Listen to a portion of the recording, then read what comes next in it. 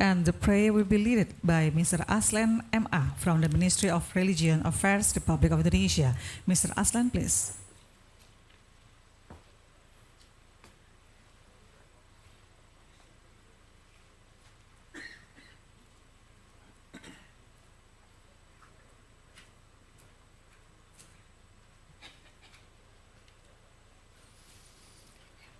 Assalamualaikum warahmatullahi wabarakatuh. Selamat pagi dan salam sejahtera untuk kita semua. Untuk mendapatkan keberkahan rangkaian acara ini, marilah kita berdoa menurut keyakinan kita masing-masing.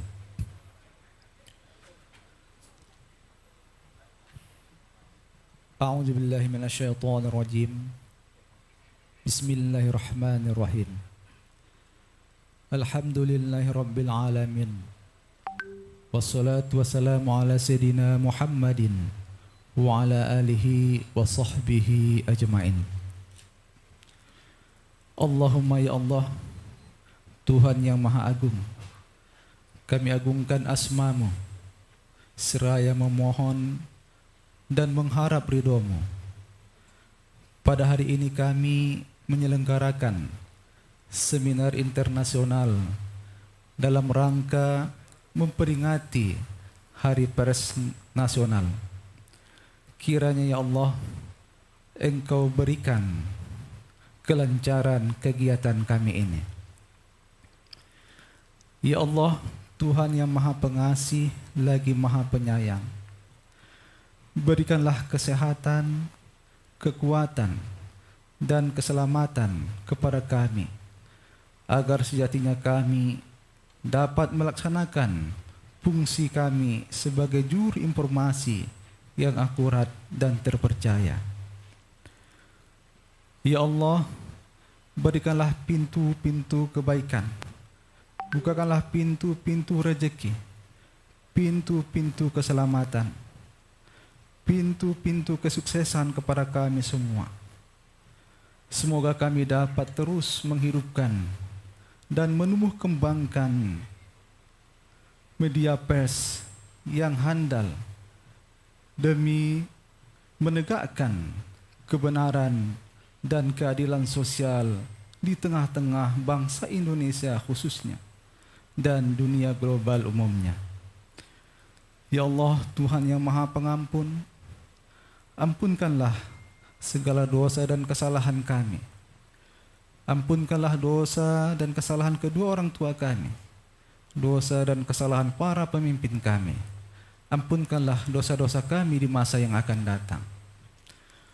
Allahumma taqabbal minna du'aana fa innaka antas sami'ul alim wa tub alaina fa innaka antat tawwabur rahim.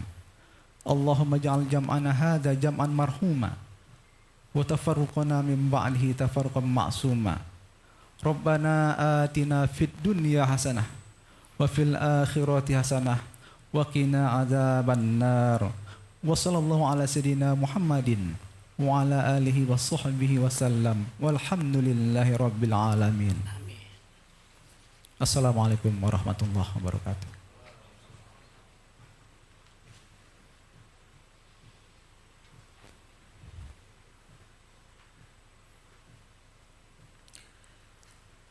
Thank you very much, Mr. Aslan. The distinguished participants that join with us via offline and online or Zoom meeting, being the host of this seminar, Mr. Atal S. Depari, as the President of Confederation of Asian Journalists, is happy to present the opening speech. Mr. Atal S. Depari, please.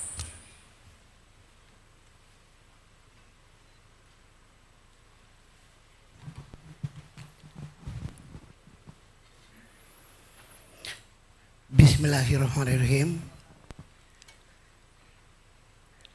Balam berkicau di pokok akasia, tengok di Tasik berenang angsa.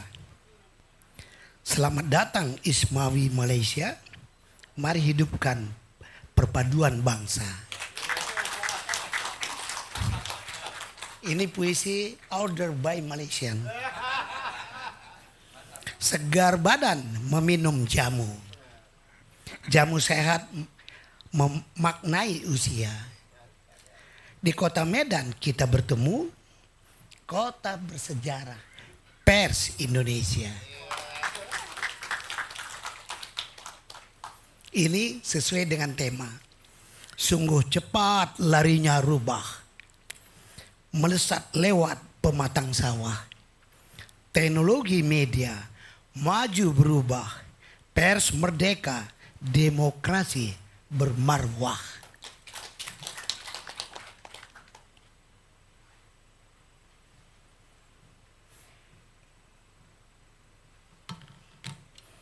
Baru pidato ya. Pidatonya by text.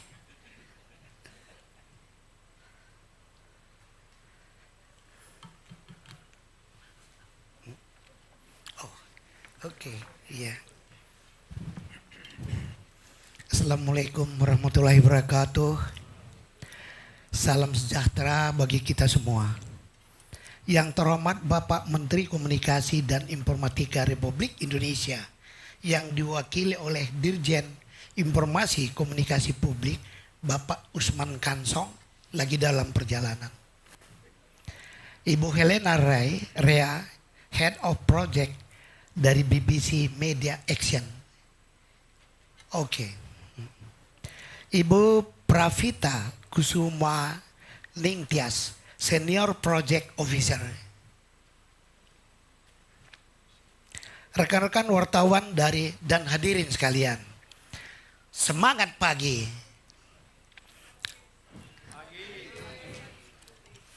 Selamat datang di seminar internasional yang luar biasa ini.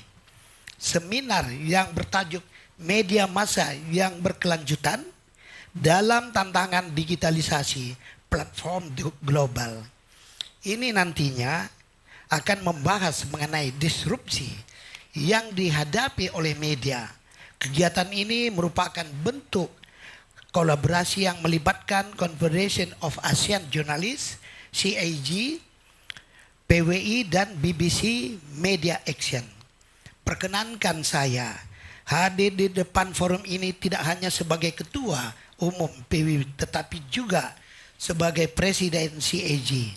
Yang pada Oktober 2022 lalu di Bali, saya selaku Ketua Umum PWI menjadi Presiden CAG berdasarkan giliran di antara organisasi wartawan di seluruh negara anggota ASEAN kecuali Brunei.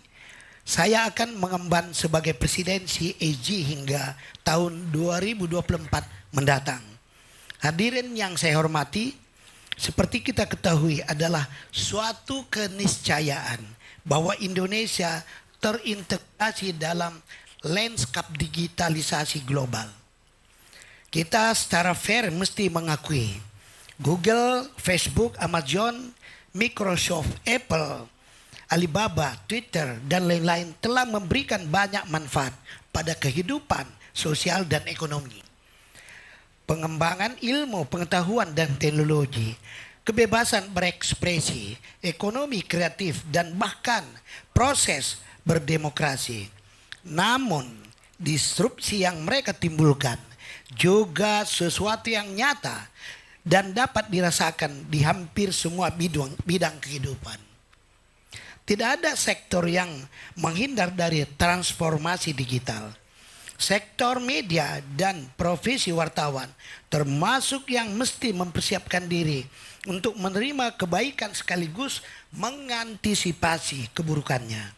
Bagi para pengelola media dimanapun saat ini semakin sulit menghindari integrasi ke dalam ekosistem, disrupsi konten dan pengguna dan periklanan yang dikendalikan platform digital global. Persinggungan jurnalisme dengan teknologi menunjang disrupsi konten, penambangan dan data dan layanan periklanan yang dioperasikan platform digital sepertinya hanya soal waktu dan intensitas. Semua media massa akan mengalaminya, tetapi terkecuali media ternama dunia seperti The New York Times, Washington Post, CNN, Sydney Morning Herald, The Sun, The Finance Times, Der Spiegel, dan lain-lain. Termasuk di Indonesia, sebut saja seperti Kompas, Metro TV, Jawa Post, dan masih banyak lagi. Hadirin yang saya hormati, teknologi digital menghadirkan kemungkinan-kemungkinan baru yang menggiurkan untuk memproduksi konten, menciptakan interaksi, dan menjangkau halayak secara lebih intens. Dalam perkembangannya, memang banyak pengelola media yang kecewa terhadap perilaku platform digital dan berpikir untuk meninggalkannya. Namun sangat sedikit yang benar-benar melakukannya. Sebagian besar lainnya seperti tidak bisa meninggalkannya. Meskipun demikian, penting untuk sungguh-sungguh dipikirkan bagaimana agar penerbit atau pengelola media tidak sepenuhnya tergantung pada platform digital. Penerbit semestinya tidak hanya mengandalkan kerjasama dengan platform digital dalam mendistribusikan konten, meraih pendapatan, dan mengelola data pengguna. Saat penerbit harus senantiasa memiliki opsi lain di luar kolaborasi dengan platform digital untuk ketiga hal tersebut di atas. Kemandirian penerbitan di hadapan platform digital ini sangat fundamental sifatnya untuk keberlanjutan hidup media. Sejauh ini platform digital tampaknya masih memiliki kepedulian terhadap kualitas jurnalisme dan demokratisasi arus informasi. Namun perlu ditegaskan bahwa motif utama di balik uluran tangan platform digital ke kalangan penerbit sesungguhnya bukan di situ. Pada galibnya platform digital adalah kekuatan bisnis yang orientasi utamanya adalah peraihan keuntungan ekonomi semaksimal mungkin untuk diri mereka sendiri. Platform digital akan mereka lakukan dengan memanfaatkan jerih payah penerbit dan pengelola media, termasuk memanfaatkan konten jaringan dan kekuatan merek pada penerbitan media. Lebih dari itu, fakta-fakta menunjukkan kerjasama penerbit dengan platform digital adalah bentuk hubungan yang cenderung berat sebelah. Bahkan kalau tidak mau disebut sama sekali tidak ada kerjasama yang win-win. Platform digital lebih banyak mengendalikan, penerbit lebih banyak dikendalikan. Platform digital dapat secara tiba-tiba mengubah sistem algoritma dengan dampak yang serius terhadap distribusi konten dan mode konten berbayar penerbit tanpa memberitahukannya terlebih dahulu. Platform digital dapat memaksakan bentuk kerjasama yang cenderung merugikan penerbit secara sepihak. Selain itu, tidak ada transparansi tentang nilai iklan dan data pengguna terkait dengan konten penerbit yang dimanfaatkan platform digital yang semestinya menguntungkan kedua belah pihak. Hadirin yang saya hormati, di forum seminar ini kita diskusikan bersama bagaimana jalan keluar dari ketimpangan ini. Kami berharap ada jalan keluar, ada solusi terkait kerjasama bisnis yang win-win antara platform digital dengan penerbit. Di sini juga hadir narasumber seperti Prof. Rod Sims, ada di depan, guru besar di bidang kebijakan publik dari Australia National University. Bapak Nelson Yap, anggota Dewan Pers Australia. Dr. Agus Sudibyo, inisiator Publisher Right Indonesia. Dan Dahlan Dahi, CEO Tribun News. Mereka akan menyampaikan pemikiran, gagasan, dan belajar dari negara lain mengenai publisher right. Tentu dari mereka kita juga bisa belajar dan bertukar ide mengenai bentuk kerjasama bisnis yang win-win antara platform digital dengan penerbit. Juga hadir di pagi hari ini teman-teman wartawan Malaysia yang tergabung dalam ISWAMI. Ikatan Setia Kawan Wartawan Malaysia Indonesia yang dipimpin langsung oleh Datuk Mukhtar. Berdiri. Datuk Mukhtar Hussein, sahabat kita. Kehadiran rombongan wartawan Malaysia menghadiri acara ini memberi bobot mengenai kebersamaan ASEAN. Khususnya wartawan dan pengelola media dalam menghadapi disrupsi teknologi. Mari kita memanfaatkan momentum seminar ini untuk kita bertukar informasi dan belajar dari para ahli di bidangnya. Juga memanfaatkan semangat Hari Pers Nasional 2023 yang kali ini mengambil tema pers bebas, demokrasi bermartabat. Seperti diketahui tahun 2023 ini Indonesia memasuki tahun politik. Pers juga menjadi bagian dari persaingan politik yang pemilu presiden dan pemilu legislatif yang akan berlangsung serentak pada tahun 2024 mendatang. Tentu kita berharap pers Indonesia tetap bebas, tetap menjaga independensinya di tengah hiruk pikuk para buzzer politik, dan kebebasan pers di Indonesia masih tetap terjaga dalam koridor kode etik jurnalistik sehingga bisa ikut mewarnai demokrasi yang bermartabat. Hadirin yang saya hormati, dalam kesempatan ini perkenankan kami mengucapkan terima kasih kepada BBC Media Action yang diwakili oleh Ibu Helena yang mendukung kegiatan yang merupakan kolaborasi antara CAG, PWI dan BBC Media Action. Kami sangat senang dapat menyambut para Anda semua dalam seminar ini. Kami berharap bahwa seminar ini akan banyak menghasilkan buah pemikiran, terobosan, gagasan, dan ide-ide besar yang bisa menjadi inspirasi bagi kita semua dalam menjaga kelangsungan media di tengah tantangan disrupsi digital. Semoga Allah Subhanahu wa Ta'ala memberikan rahmatnya kepada kita semua. Waalaikumsalam warahmatullahi wabarakatuh. Thank you.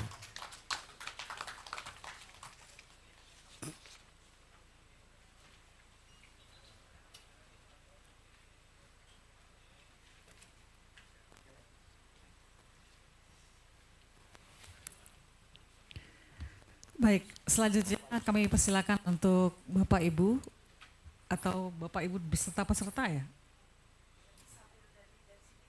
Baik. Baik, kami persilakan untuk berfoto bersama Bapak Atal dan Bapak-bapak lainnya untuk berdiri. Kita akan berfoto bersama. We will do the photo group session. Peserta tetap di sini tapi berdiri kali ya Bu ya. Kami persilakan untuk berdiri. Ladies and gentlemen, would you please stand up because we would like to do the photo group session. Thank you.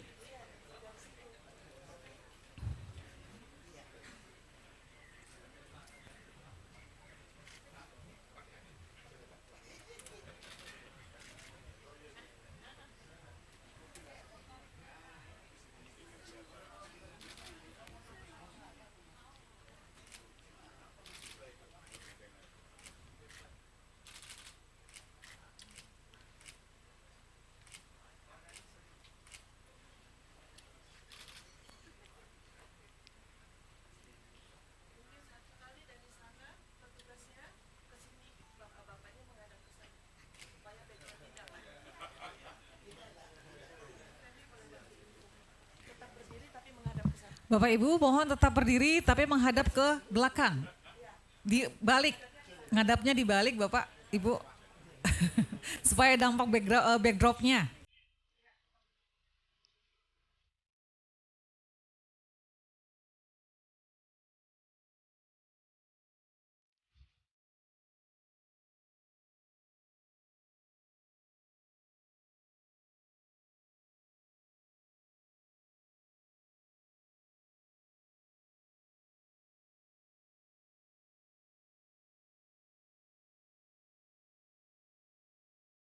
Baik, terima kasih banyak.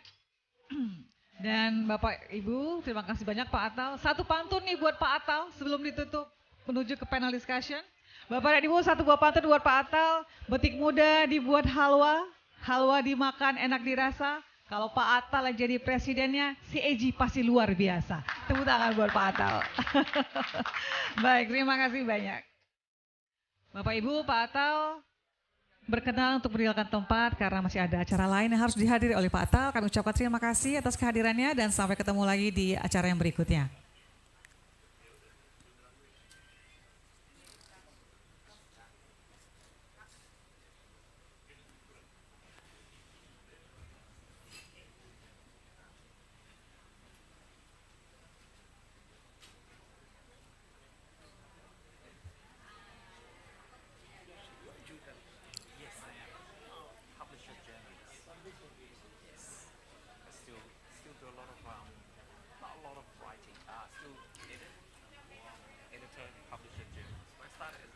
Bapak Ibu yang berbahagia, kita akan langsung saja masuk ke acara utama yaitu panel discussion.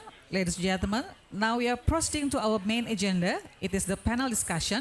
And in this session, we are inviting for distinguished speakers. They are Mr. Professor Rod Sims from Crawford School of Public Policy, the Australian National University. Mr. Agus Sudibyo, the initiator Indonesian Publishers' Right Regulation. Mr. Nelson Yap, member of Australian Press Council Board, member Local and Independent News Australia, and Mr. Dahlan Dahi, the CEO of Tribun Network. And this session will be led by our beautiful moderator, Mrs. Kirstina Chelsea Chan, the academician Media Law Studies, as well as the assistant to Secretary General of Confederation of Asian Journalists. And we are seeing that all the speakers and moderators are in front of us. And ladies and gentlemen, let's give a big welcome to our speakers and moderator. So, Mr. Chelsea, the floor is yours. Thank you.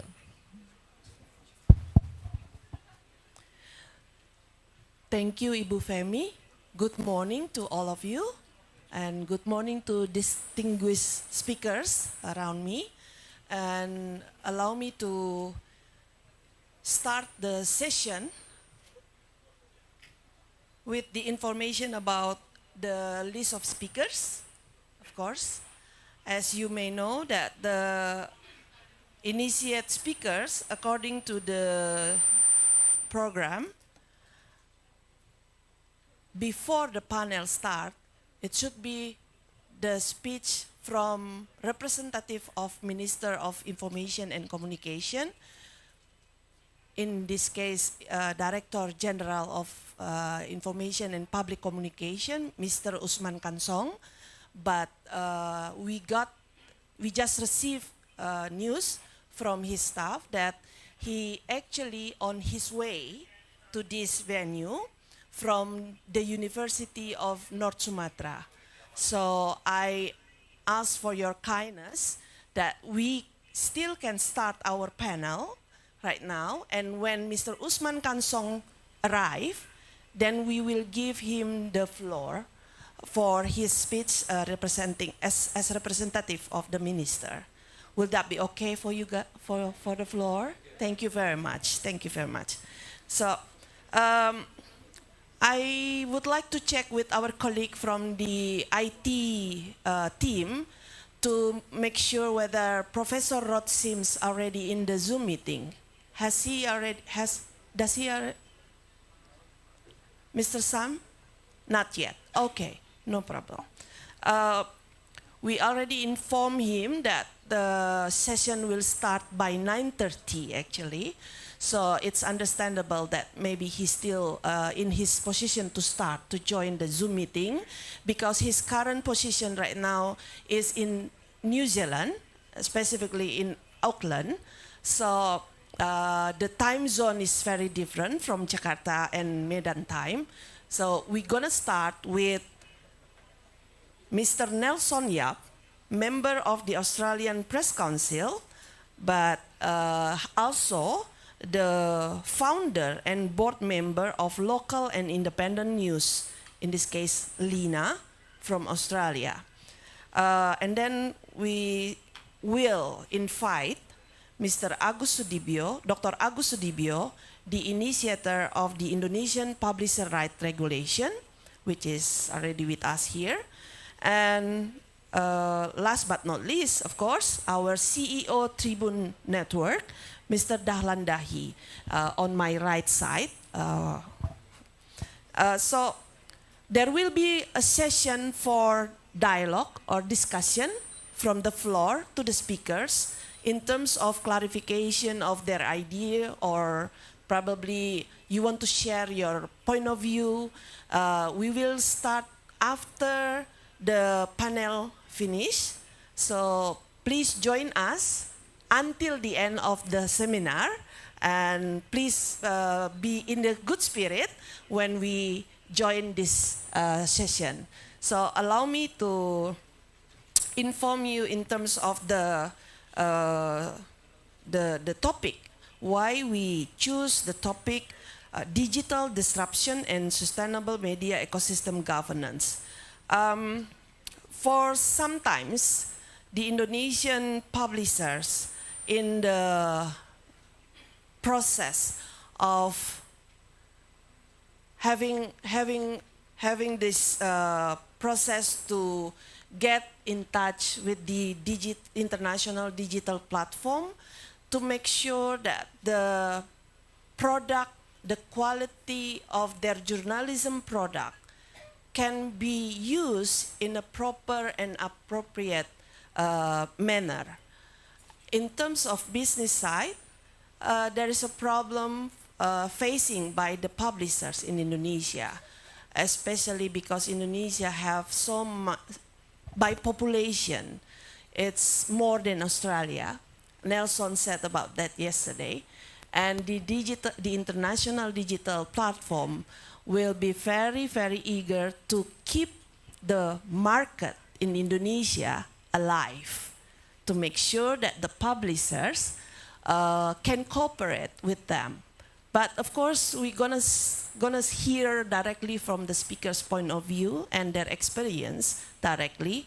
So just to start with, allow me to invite Mr. Nelson Yap for your session. Each speakers will have 15 minutes, so please make use of the time available. Thank you. Let's give an applause for Mr. Nelson Yap. Thank you. Oh, you may. You sure? Yeah, okay. Thank you. Welcome, ladies and gentlemen, distinguished guests, friends and colleagues. My name's Nelson Yap. I'm the publisher of Australian Property Journal. I'm also co-chair and co-founder of the Public Interest Publishers Alliance and a board member of the Australian Press... not board member, just a member of the Australian Press Council and a board member of the Local and Independent News Association. So I'm here today to share the experiences of what it's like for a publisher to negotiate and benefit from the News Bargaining Code in Australia. Oh. Do I press that button? Yes. Okay, excellent. So the Publishers Alliance, I'll call them PIPA, we were formed in 2021. When the Australian government announced that the News Bargaining Code would be introduced earlier that year, it was embraced by all the publishers in Australia because we thought finally we're going to get some sort of revenue or some sort of recognition for all the work that we've done. But after the code was shortly, introduced in Australia, we quickly noticed that independent and small publishers were ignored by the digital platforms. So before the code was, passed by Parliament, they had done deals with the major media companies, which were News Limited, 7 West Media, 9, the ABC, and a select number of medium-sized publishers. But they didn't do any deals with the independent publishers or the smaller ones. In fact, before the code was introduced in Australia, Facebook, we call it unfriended, but they blocked all the news websites and government websites in Australia. At the time, they said it was an accident, but we have seen since then that it wasn't an accident. It was a deliberate strategy to bully the Australian government so they wouldn't designate Facebook under the code.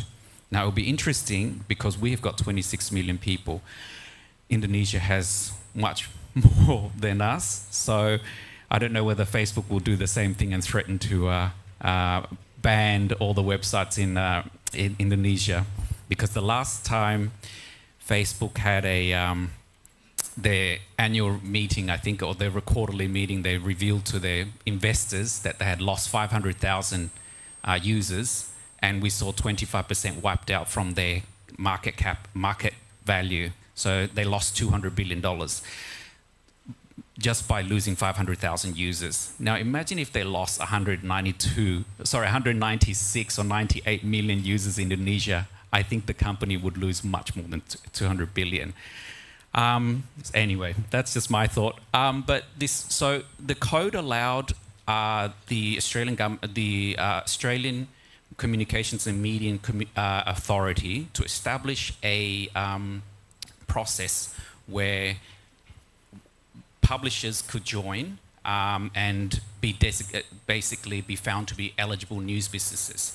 Now, my publication and over 30 odd publications in Australia were recognised as a public interest publisher by ACMA, which is the Australian Media and Communications Authority.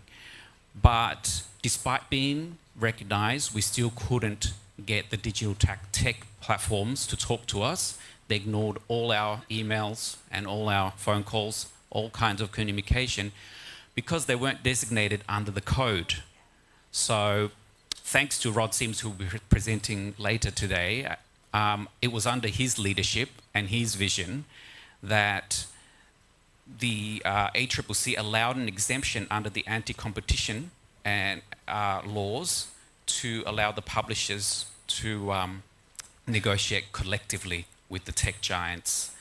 So, and also the ACCC had concluded a report that found that there was a power imbalance between the digital platforms and the small independent publishers, as you expect. You know, we're talking about Google, which is a $1.3 trillion company, and a small independent publisher in Australia. You know, you can see that you're fighting a titan. So, and just I think in Australia, we say it's like, battle of David versus Goliath. So it is truly that case. So, okay, so I've already spoken about that. So yes, on the advice of the ACCC, we formed a collective bargaining group, and we were very fortunate to be represented by Emma McDonald, who was supposed to speak here today. Yes, through her role as Andrew Forrest's philanthropic Manduru Foundation. So we were very fortunate there. And so to give a view, the only other collective bargaining group at the time was the Country Press Australia, which represented all the rural and regional local community publishers. But we were the first of its kind, PIPA, because of our diverse group of small, medium, independent publishers. As you can see, we represented sort of across the spectrum of all the different publishing and magazines in Australia. And I say this to the ministers or whoever I meet, that a lot of our publishers cover stories that are often neglected by the large media companies. So, and they're also, our publishers, some of them are in small communities with only 5,000, 15,000 community people. So, if without our publishers, they would have no way to get news. But more importantly, though, I think as we see now the rise of fake news and misinformation, we as journalists and publishers, not just in Australia, but Indonesia and around the world, we are gatekeepers and we're fighting against the fake news. I didn't put this in because I did the research after, but a joint New York University report found that between August 2020 and January 2021, misinformation posts by accounts on Facebook had 6 times more interactions than posts by trustworthy news sources. So therefore, critics were saying that experts said that the report supports the view that Facebook rewards accounts that put out misinformation over publishers like us who put out trustworthy information.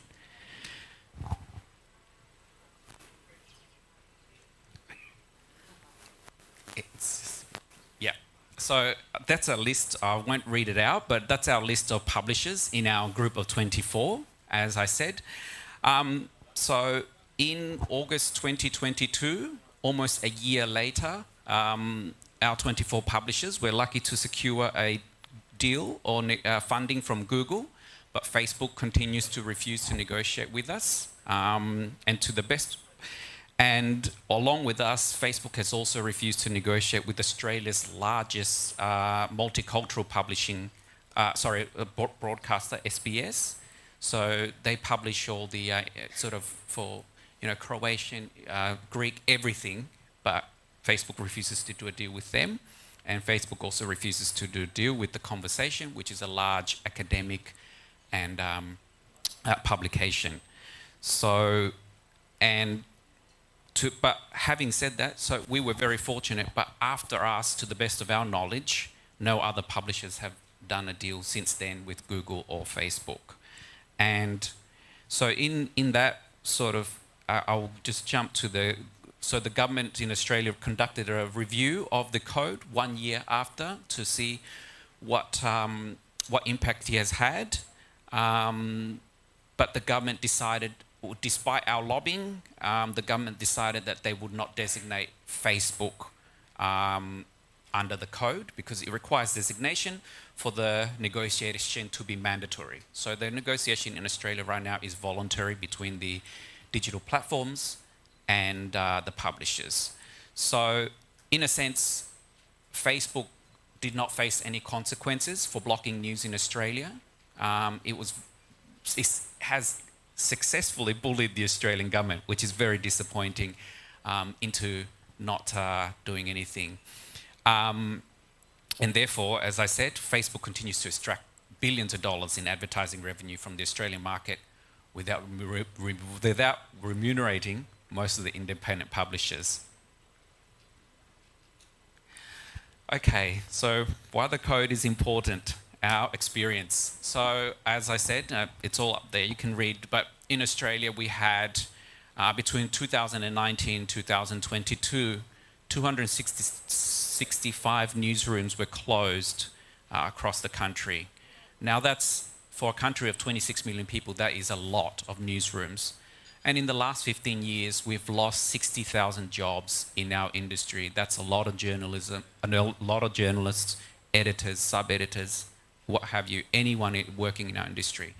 So, in a sense, this code, when the Australian government introduced it, was a very critical reform because it has been so long, it has been 15 years of the digital platforms having a free ride of our news and benefiting from our news and making billions of dollars in digital advertising revenue and taking it away from us without giving us anything. We have to employ the journalists, we have to do all these stories, and they just benefit from it. So the code was important to address that disruption that we've experienced.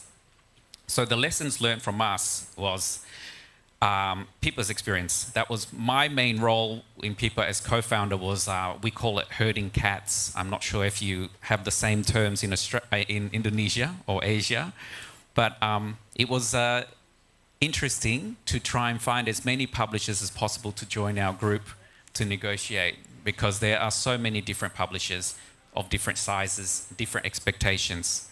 So that was a challenge. But what I wanted to, from my meetings with a lot of the publishers and informing Pippa, was that, you know, initially we had 50 people, 50 publishers who looked at joining, but because of disagreements, some of them thought that they didn't need to, some of them thought they were too big to join a group, they can do it themselves. So for various different reasons, they decided that they wouldn't be part of it, so we ended up with 24. But these publishers still do not have a deal today. So my experience from this is that we are stronger together. Whilst some of us might be competitors, you know. At the end of the day, if we don't stick together, we are going against titans here. So if we don't stick together as publishers, we go in independently, we're not going to get anywhere. And look, and of course we engage with all the members of parliament, ministers and the government. But as I said, so lessons learned from PIPA is that, and ultimately, of course, more importantly for newsrooms is the financial security, because it creates a sustainable news business. But now I want to turn to also quickly the lessons learned from overseas. I'm sure you've all followed. We've now seen, you know, in the US, in the United States and Brazil, the code basically has been killed off. In the US, it's sort of sitting there, but it's not going anywhere anymore. That's because the publishers in the United States were not able to come together. I guess because of their political system, they're very divided as well. But also, the US wanted to be perfect. They wanted their code to be perfect. And I say, don't let perfect be the enemy of the good. So sometimes good enough is a good start, and we can work on progress and reform and make changes. Don't wait until we're trying to make it perfect before we pass the code. And then finally, of course, don't wait for things to happen, make them happen. I think, you know, I'm a journalist, I'm an editor. This is not my job. I don't know how to lobby. I don't know how to do any of these things. I don't know how to bring together 50 people in one room and say, let's go and negotiate with Facebook and Google. But someone had to do it. So I thought, well, if I don't do it, who's going to do it? No one else. So that's why I started ringing the calls, cold calling all the publishers to try and get them on board.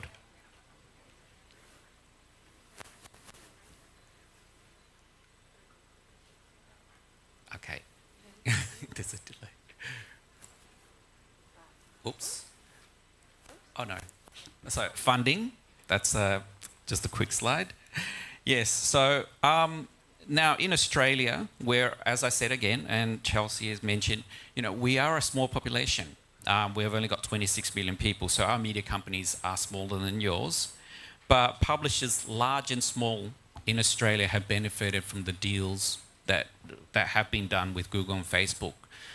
These multi-year deals between 3 to 5 years and have brought in over $200 million to local news businesses in Australia. So, and we saw that with the Guardian newspaper. That investment that they secured from Google and Facebook has enabled them to expand their newsrooms by 40. I think it was actually 50 journals, but I said 40 just to be safe. So the Guardian is just one example of many newsrooms in Australia that have benefited. So from PIPA, our own experience from our 24 publishers, as I said, we secured funding from Google. And to their credit, since we have made a deal with Google, we signed our deal with Google, they have recognized our value to their, they have recognized our value to their platform. And we've had a very positive working relationship with Google, which so it should be. And also we've received a lot of mentorship from Google and participated in a lot of training programs, particularly in digital disruption. We wanted to learn what's the best approach, how are we sort of reaching our new audiences. And at the end of the day, we also know that, you know, Google has access to all the data analytics, so they can share that vision, that sort of data with us to help us navigate this digital disruption. But from my experience, an independent publisher and owner of Australian Property Journal, the funding from Google has allowed me, just in my example, to hire more journalists. I've also started an internship program with universities to train young journalism students. We've also expanded our public interest journalism news coverage. So we're doing a lot of stories about homelessness, social housing, climate change. So all these things. We've upgraded our digital infrastructure, launched new products, and we've also grown our traffic as well. And that's just in the first 6 months. So actually our first 6 months was February the 1st. So, and that's just in 6 months what we've achieved from Google funding. And we have all, as I said, publishers, large and small, secured multi-year deals. So imagine what multi-year deals can do for Indonesian publishers if we have achieved that in just 6 months. So my final thoughts are that, and we've seen this in the Treasury Review in Australia, is that Google and Facebook are just the start. We've got digital disruption, but digital disruption has now evolved into the social media disruption, because as now, no doubt you've now noticed in Indonesia that the millennials and the Gen Z news audiences, they turn to social media to get their news. So therefore, in Australia now, the government is considering expanding the code to include Instagram, TikTok, YouTube, Microsoft, and the Apple News platform. And I think the Indonesian government, and particularly looking at the code, should consider expanding it to the social media platform as well, because that's where a lot of the people are getting their news. Research from Oxcom in 2022 found that 29% of teenagers are getting their news from Instagram. And I actually said Instagram twice. 28% are getting their news from TikTok and 28% from YouTube. I should have fixed that mistake. Sorry. And so now, but also the Reuters Institute at Oxford University found that a third of TikTokers now use TikTok for their daily news. Now, and YouGov Global Profiles did a research and found that 2 in 3 people in Indonesia and Vietnam, that's 67% of the population, yes, that's right, use social media as a source of news. That's the highest rate globally and higher than the global average of 46%. I think if you look closely, Australia, we are around, well, we're 33%. So you have an audience that's twice as engaged with social media when they get their news. And also, I suppose it makes sense because consumers aged between age 18 and 33 make up the majority of the audience that use social media for news. And again, I point out, Indonesia has the youngest median age in the world. You have people who are a lot younger than most countries. So, and we know that young people are the most engaged in social media. So social media disruption is the next one.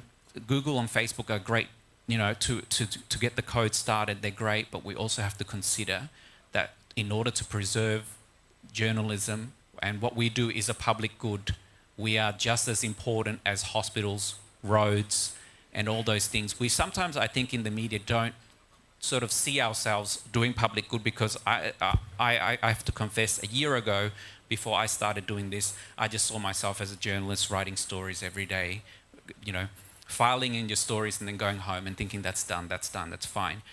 But we don't value what we do sometimes, and I think then we can't, if we don't value what we do and if we don't see, sort of step back, then how can we go to government and say, you need to support us in this because we want to deal with Google and Facebook? What we do is important, particularly in the rise of fake news as well. So we are the gatekeepers against fake news. Without us, the government will have to contend with a lot of misinformation and fake news that's on social media. And that will destabilize, and it's not healthy for democracy. So what we do is healthy for democracy. And it is, we are a critical pillar in democracy. Thank you very much. Thank you, Pak Nelson. Allow me to call you Pak, as we usually here in Indonesia, for respecting the male gentleman, whether it's married or unmarried yet. So please bear with me. So, Bapak dan Ibu, okay. Bapak dan Ibu, allow me to speak in bahasa a little bit, just a little bit. Bapak dan Ibu, untuk informasi bahwa penterjemahan dari bahasa Inggris ke bahasa Indonesia sebenarnya tersedia dalam caption di dalam ruang Zoom. Jadi jika membutuhkan bantuan penterjemahan tersebut, kami persilahkan untuk bisa mengakses dari device masing-masing di link Zoom yang disediakan oleh panitia atau di YouTube yang disediakan oleh panitia. So, back to English. Back to English. Another information from the committee out there that Mr. Usman Kansong, our Director General, is already on his way to this venue. But the traffic in Medan is unpredictable as we experience these 2 days in Medan. So please bear with me too for this and also the speakers. But Mr. Usman Kansong committed to be with us later soon. In the meeting room right now, we have Professor Rod Sims. Do we have Sam Oliver? Is he? Yes? Okay. Can you show him in our screen, please? Hi. Hello, Professor Rod. How are you? Okay. One moment. We haven't heard your audio yet. Oh, I'm sorry. Can you hear now? Yes, loud and clear. Thank you very much. So, Professor,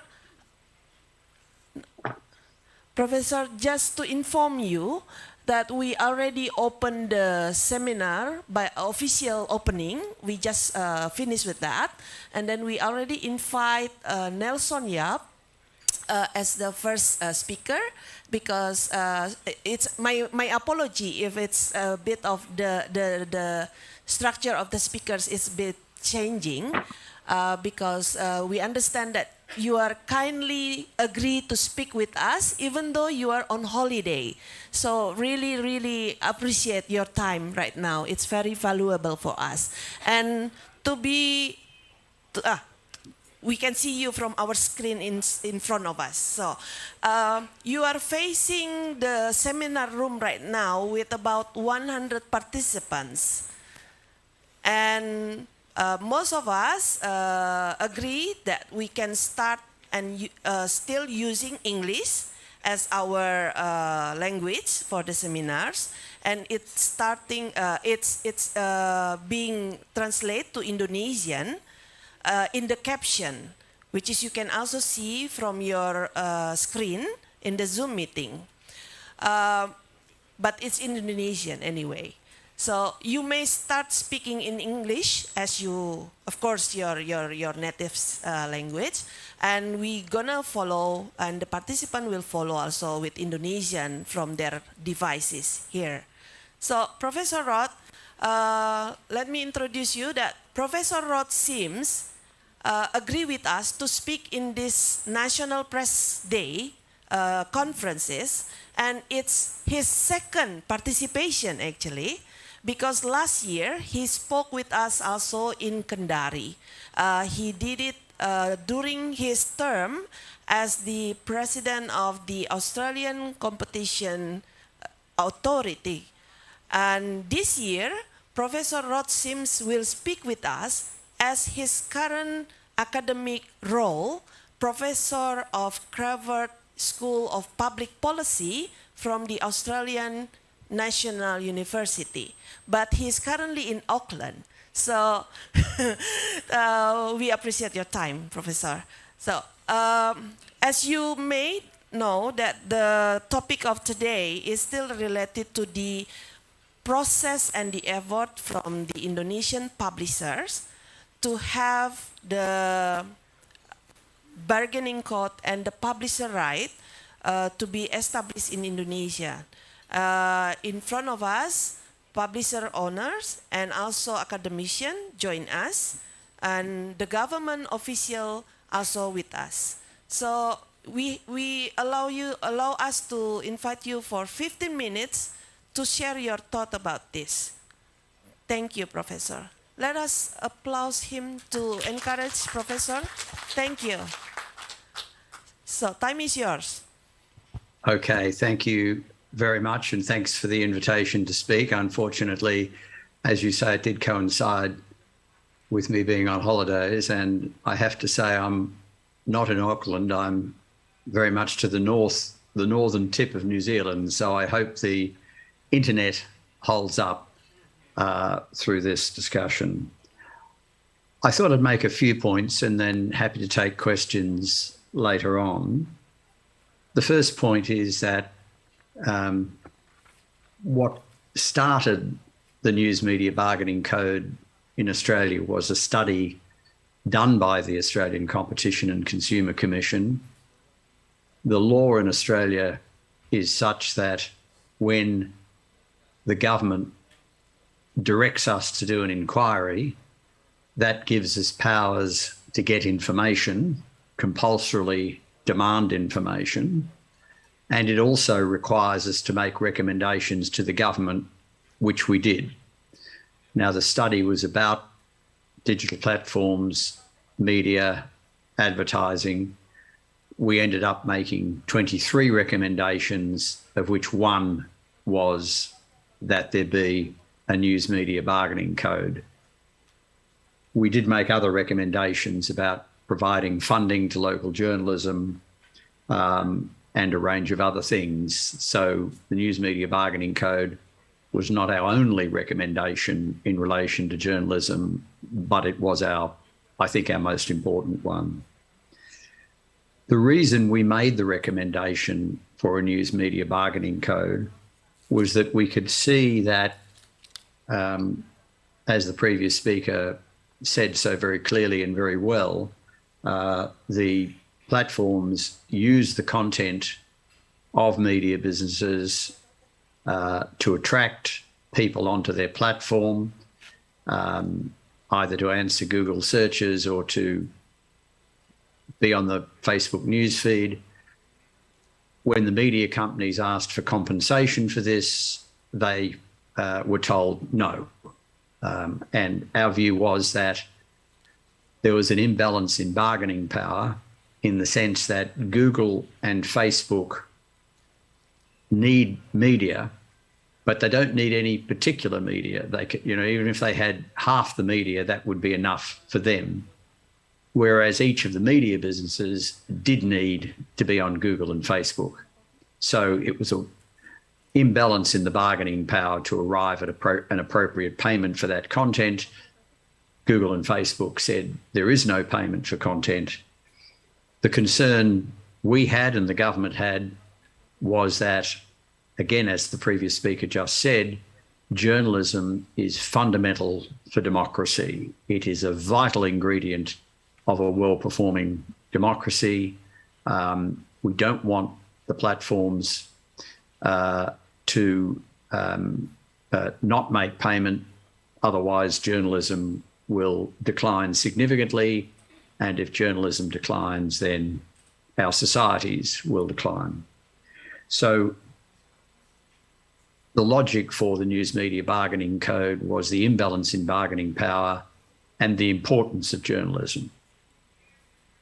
Now, the News Media Bargaining Code was a recommendation to government. It was accepted by government at the end of 2020. And the point I want to make here is it's nothing to do with competition law, even though it was the Australian Competition and Consumer Committee which recommended it, or Commission which recommended it. It is government legislation. So ultimately, in Indonesia, in other ASEAN countries, you need government legislation to make this work. Now, there's three components of that legislation which are fundamental. One is that there is a process of negotiation, but if negotiation does not yield an outcome within a certain period of time, then there is a process of arbitration. So it is a negotiate, arbitrate model. The reason that's important is Google and Facebook, you could require them to negotiate, but they'll still say, we won't pay you anything. Faced with the prospect that payment might be determined by an arbitrator, that encourages them to do a deal because they'd rather do a deal themselves than have it determined by an arbitrator.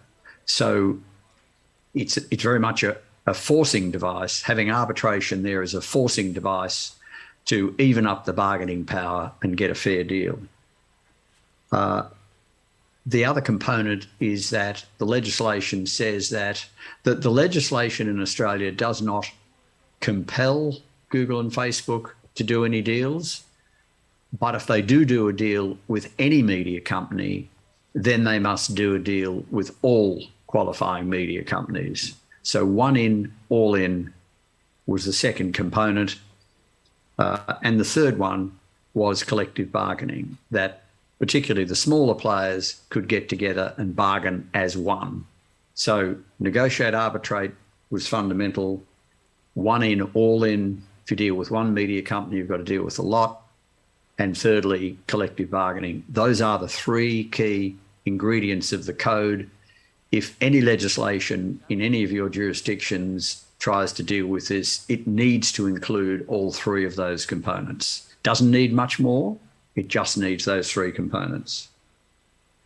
Now, the process, I won't describe it too much, but it is worth stating that when the government was attempting to introduce the legislation, we had about a year of negotiating the legislation. It was the ACCC, which I was leading at the time, which drafted the legislation with the Commonwealth Treasury and the Commonwealth Department of Communications. Google said that if this legislation passes, we will leave Australia. We will no longer provide search results for Australia. So it was quite a threat.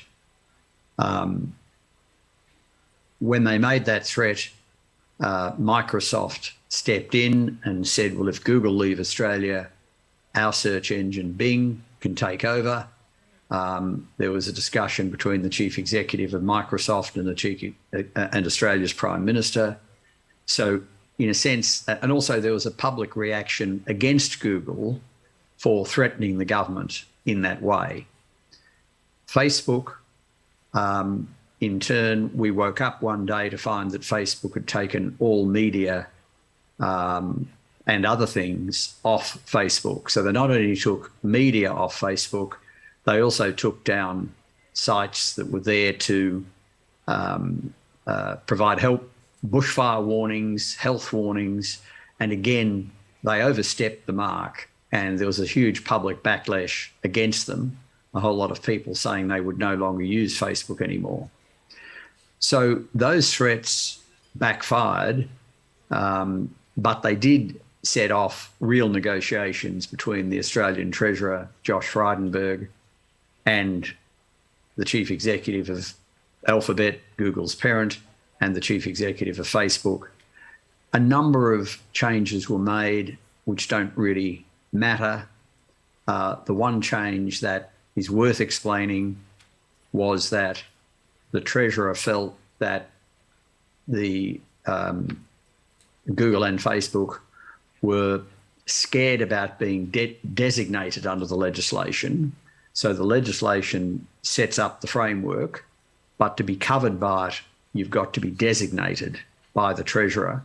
The Treasurer said, well, if you go out and do deals with our media companies, we won't designate you.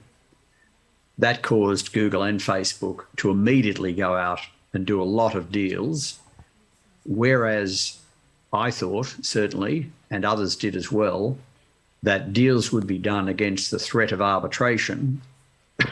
In the end, deals were done against the threat of designation. Now, it doesn't matter. The point is deals were done. So Google have now done deals with essentially all Australian media. There's a few companies that don't have deals, but it is disputed about whether they qualify or not. The companies that clearly qualify have all got deals, and that's very pleasing. So Google has done deals, I think, with just about everybody. The number of exceptions are exceptionally small and may not exist.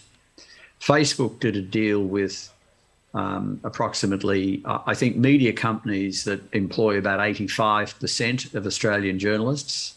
As the previous speaker just said, they did not do a deal with Australia's multicultural broadcaster, the Special Broadcasting Service, or SBS.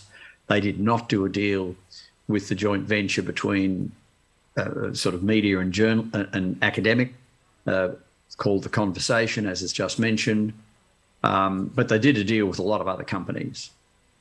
So the result of all that was that Google and Facebook are paying over $200 million per year to Australian media companies. The previous speaker mentioned some of the benefits of that. The Guardian increased its staff by about 50%, and various journalists have told me that once the code came in, there's never been a better time to be a journalist.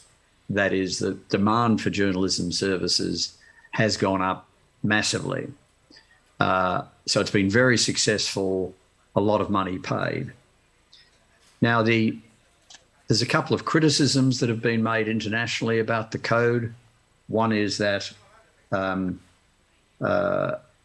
it just deals with, it just benefits the large players, not the small ones. That is simply not true. Google have done a deal with, as I say, just about everybody. Facebook with about 85% of the media landscape. But deals have been done with large and small players. In my experience, the smaller players got more money per journalist than the larger players. Now, that's not going to be always the case, but it's certainly largely the case. It's been a very successful process. It's now being followed in Canada, where the legislation is now being reviewed by the upper house of their parliament. I spoke to the lower house. It's now before the upper house. So I'm very confident that there'll be a news media bargaining code equivalent in Canada. I think there's a good chance there'll be one in the United Kingdom. They're due to pass their legislation next year. It's broader legislation, but once it's passed, it allows for a news media bargaining code. So they're the two most likely places. Obviously, I'm heartened by the fact that Indonesia is actively considering it, and I hope other countries in ASEAN will consider it. As the previous speaker said, the opportunity looks as if it's lost in the United States, although I'm going there late March, early April, and hoping that it can be revived, but we will see. The main lesson, I can only repeat what the previous speaker said, what made the code, what got the code into legislation, what made it so successful was the media worked together. All Australian media pretty well backed the code. Even newspapers to the right and to the left of the political spectrum, they joined together and lobbied the government to get the code, and with the code in place, then deals were successfully done. Now, those deals are in place for 3 to 5 years. There is provision under the legislation, which the previous speaker again said, for the code to be extended to other platforms. That would require further consideration. We have a new government in Canberra at the moment, and it's got a lot of priorities. I'm sure it will get round to this issue, but it's got a lot on at the moment, having just come to government with a whole range of problems confronting them. So I don't think we've heard the last of other platforms getting designated or threatened to be designated, and it may well be that action is taken against Facebook for not doing deals with the SBS and the Conversation. I think we're still fairly early stages with a government that's had other priorities. So look, I'll leave it there to stick within your timing, but happy to answer questions at an appropriate stage. So thank you very much. Thank you, Professor. Thank you very much. We give you applause from here. So you don't mind to continue with us for another 20 minutes, perhaps? Yes, I can certainly do that. Okay, thank you very much. But to inform you that we already have our Director General of Information and Public Communication, Mr. Usman Kansong. Let's give applause to Mr. Kansong.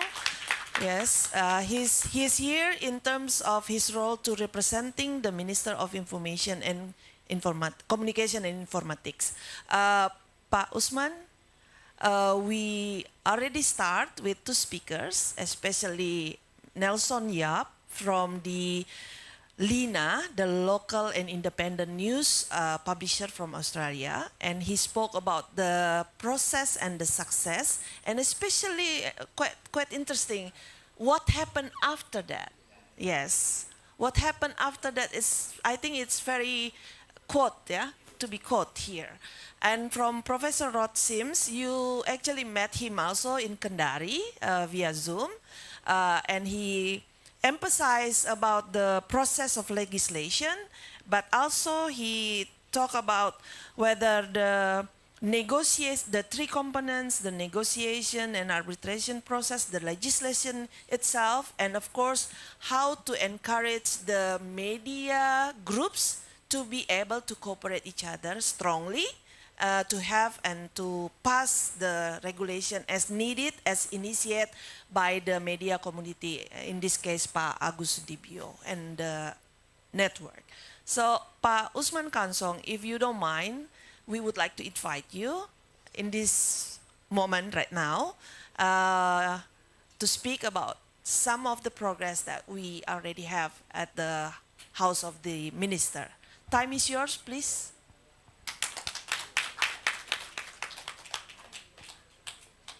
To inform you that we use the English, but you may speak in Bahasa.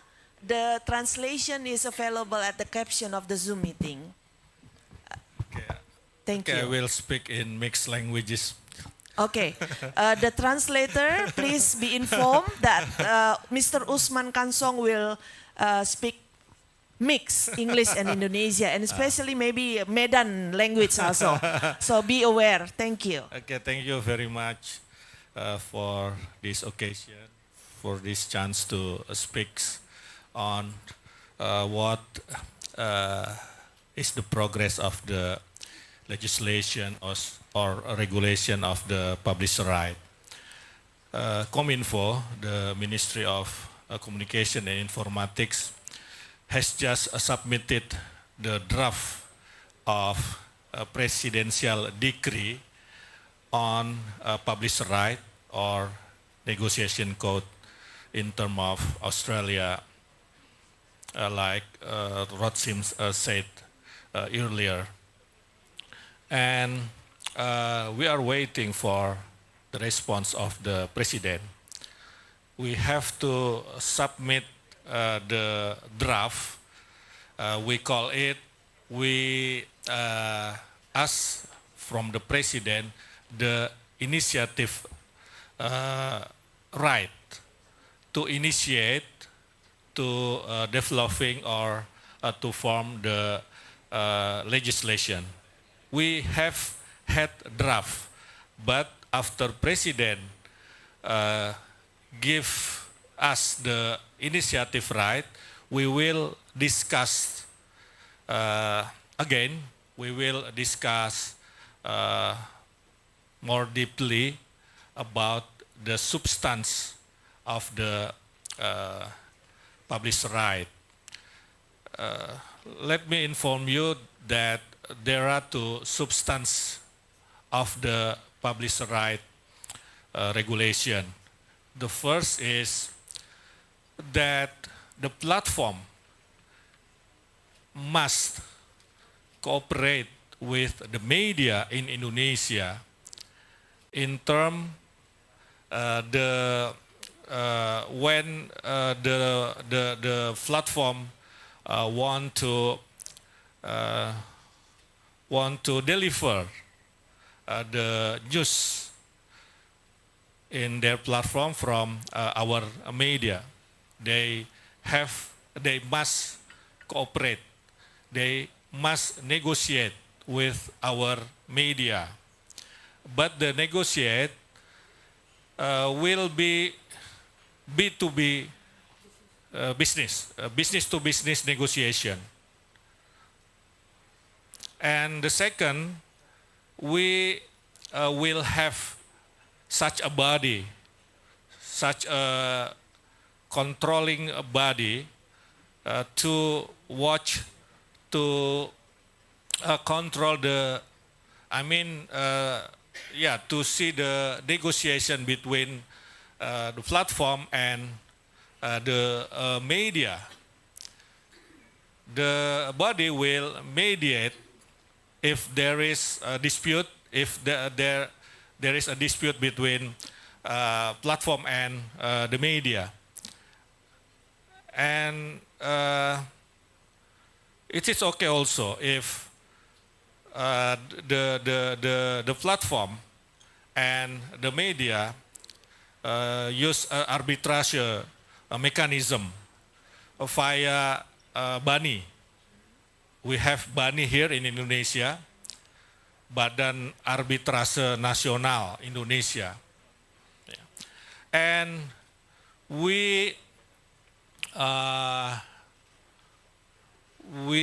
the regulation will give the right to press council to control, to watch, to see, to mediate the cooperation between platform and the media. Because the position of the government, we are not recommending to form new special body. So we will use the existing body, that is press council.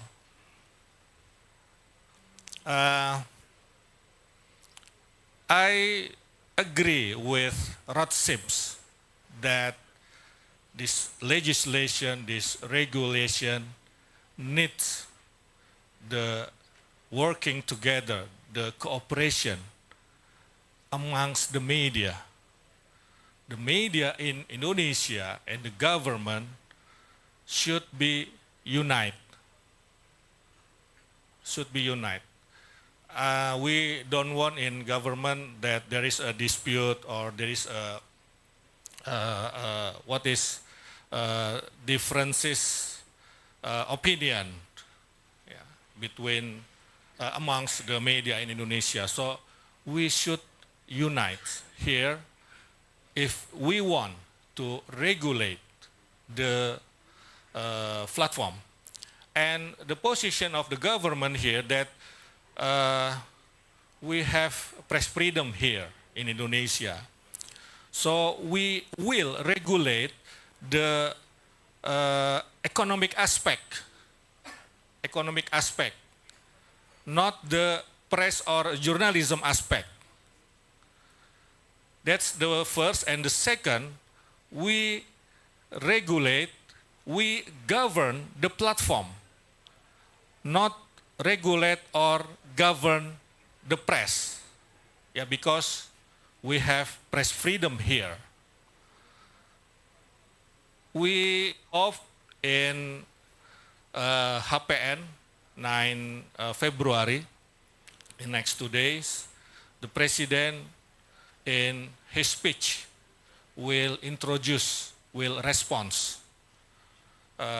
the draft of regulation that we have just submitted to the president.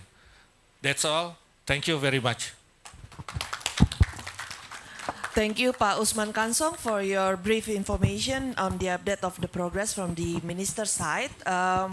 Next, directly we invite Mr. Agus Sudibyo, Dr. Agus Sudibyo, to present his thought. Thank you. And next, after that, we will invite Pak Dahlan Dahi. Thank you.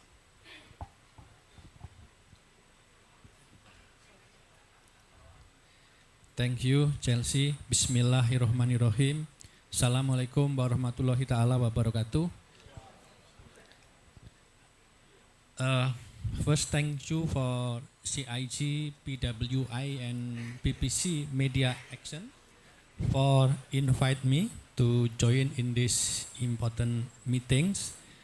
And it's really nice to meet all of you, especially colleagues from other country in Southeast Asia region, especially from my friend from Malaysia, tepuk tangan,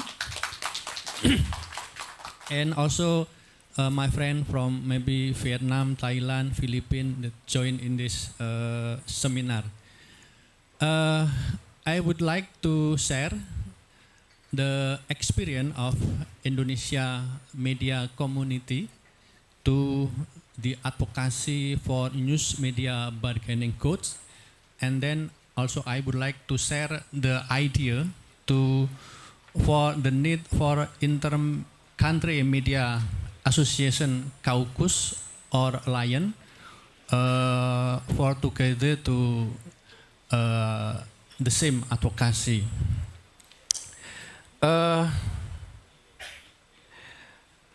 As we all know that the main problem in media industry now is the monopoly by the giant global digital platform. I don't know the exact situation in each country in ASEAN region, but if we refer to the context of Indonesia today, the monopoly of global digital platform company happen at least in 3 levels.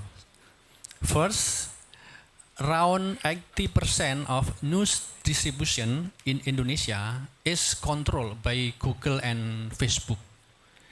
This duopoly also grab around 75% digital advertising expenditure in Indonesia.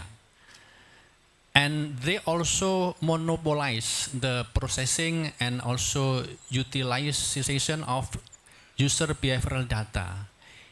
Even though they use publisher own news content in mining that user behavioral data, they refuse to share the data to publisher. If publisher need the user behavioral data, they still have to buy to Google and Facebook.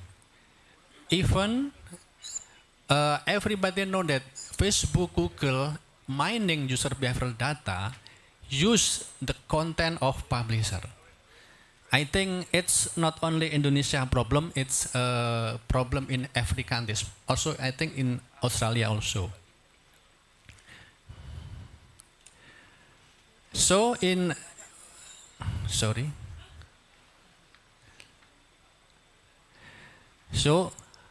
in this context, I think 2 years ago, media community in Indonesia, Indonesian Press Council, Indonesian Media Association, Journalist Association together established what we call Indonesia Media Sustainability Task Force. Indonesia Media Sustainability Task Force. And this task force tried to initiate the drafting and the advocacy of Indonesia News Media Bargaining Codes, which refer to EU Publisher Right and the Australian News Media Bargaining Codes.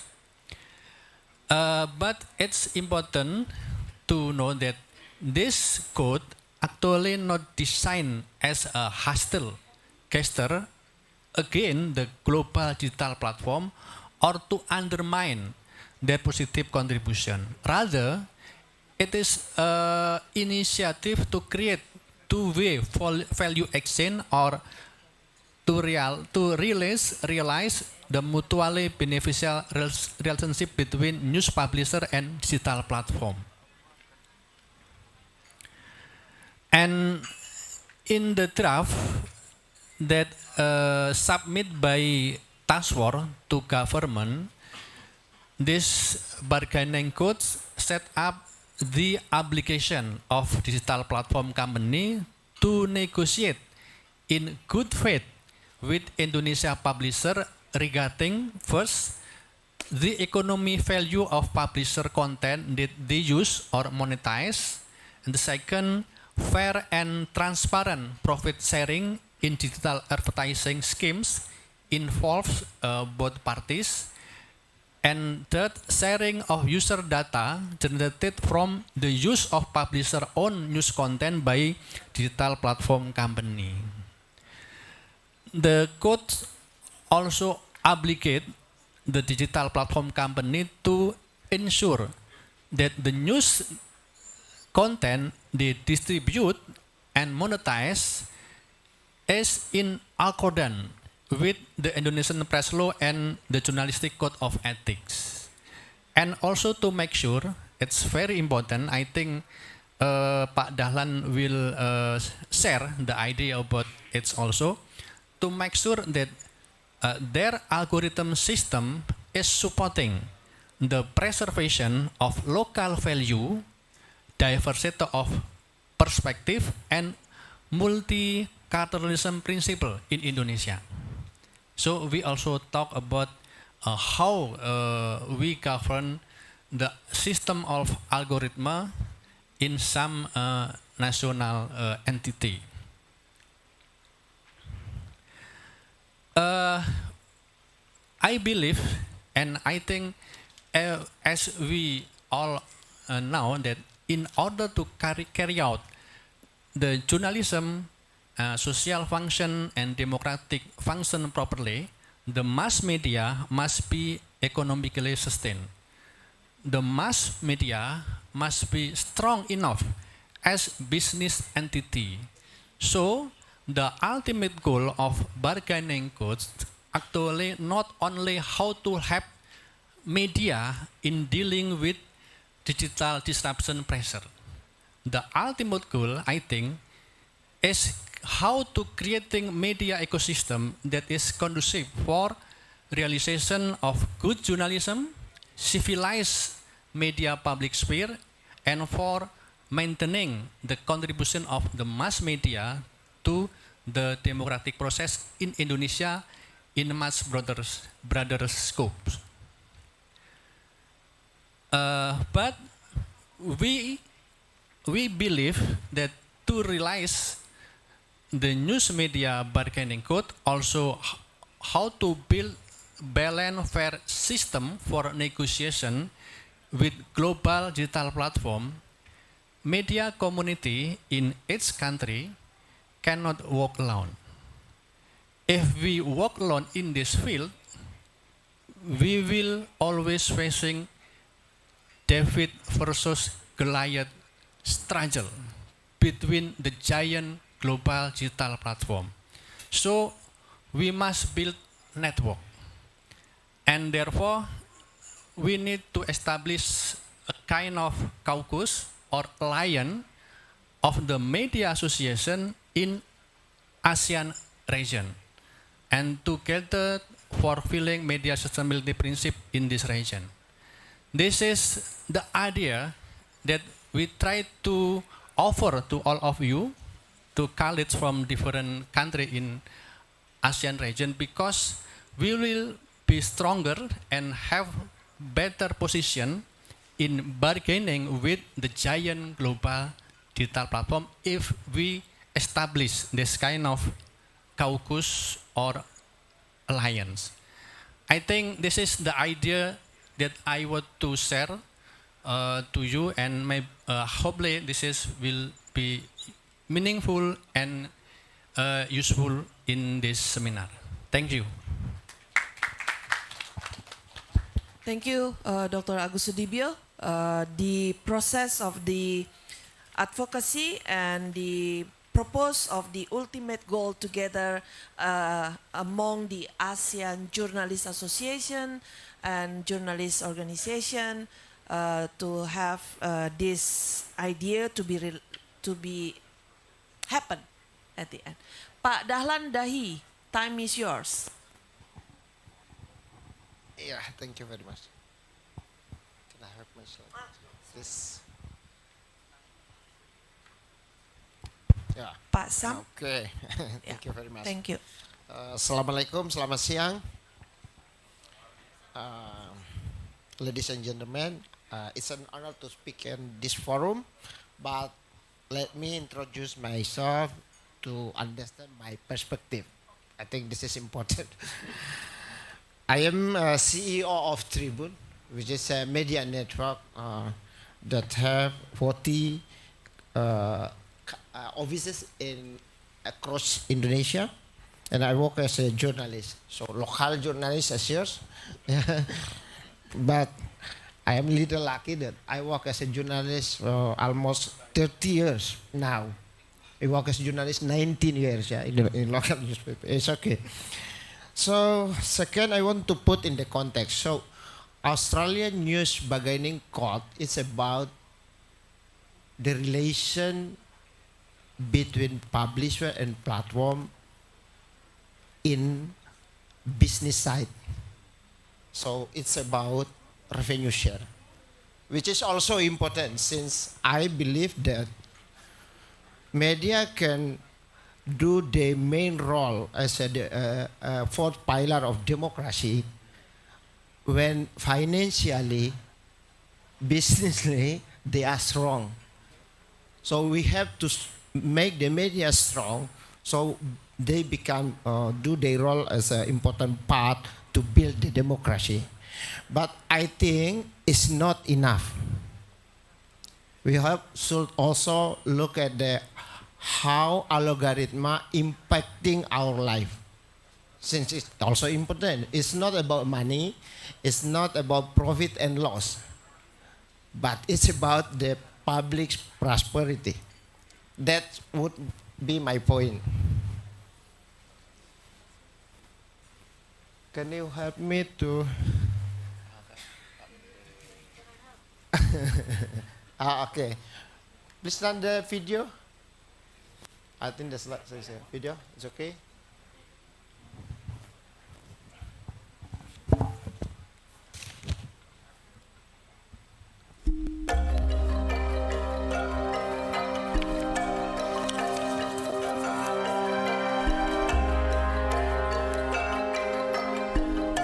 Indonesia, negara kepulauan terindah.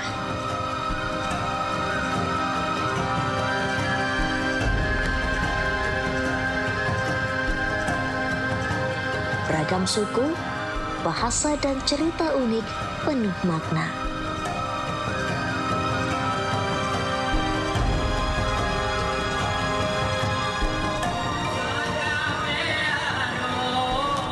Warna-warni Indonesia dalam Bhinneka Tunggal Ika.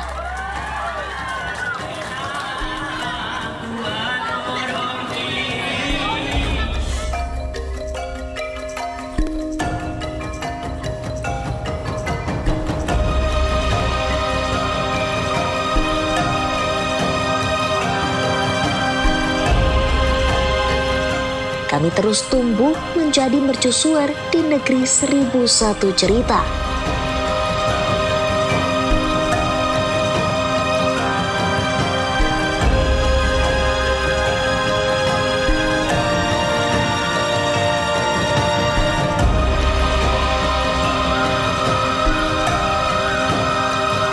Kami tahu lebih dalam karena kami dekat dengan sumber cerita. Kami unik sebab kami menghadirkan 1001 cerita lokal untuk Indonesia. Kami adalah representasi keberagaman sudut pandang untuk tetap menjadi Indonesia. Tribun Network. That's a clip. So, thank you very much. It's the face of Indonesia. It's not the shopping mall, which is the face of Indonesia. It's a traditional market. It's the heart of Indonesia. You can find this perspective if you go deeply to find local perspective. That's why we see Indonesia, which is diverse in ethnicity, culture, and religion. It's a beautiful Indonesia that make Indonesia Indonesia. Next slide. So I think that's summarized about the. Okay, this is Tribun Network. So Nelson from Aceh in the left side, flight to Papua, I think it took like 5 hours. Yeah, it's the same you fly from Melbourne to Hong Kong, yeah, right? Yeah, that's Indonesia. Okay. Okay, we start with local newspaper 35 years ago. 35 years, I think it's important because media could only sustain if they get trust from the people. If the media become a trusted partner to develop the society. I think that's important things. Second important things that since we employ local journalists and local editor on ground, then we empower local culture from Aceh to Papua. And the most important thing, we preserve local values. I think this is a big thing. How to still have a local character as an Indonesian, at the same time, we consume the global media through our global village. Yeah, I think this is important. So, however, yeah, as if it's happening in media industry. So, who take the control? This one or? Yeah, okay. Look, this is a scheme. I just want to simply explain this. So, wait a minute. Okay.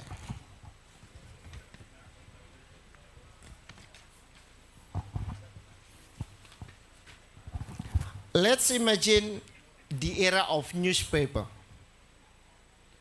where the digital social media and Google are not so powerful like nowadays. Okay.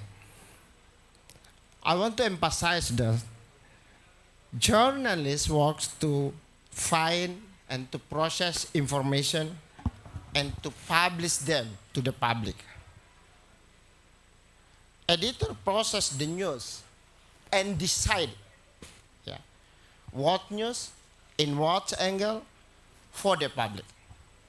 My point is, the editor has the power to decide what public should remember and what should be forgotten. Yeah. Editors are responsible for building a good and healthy society. Fortunately, the editor's immense power is guided by press ethics, press law, and one more thing, local values.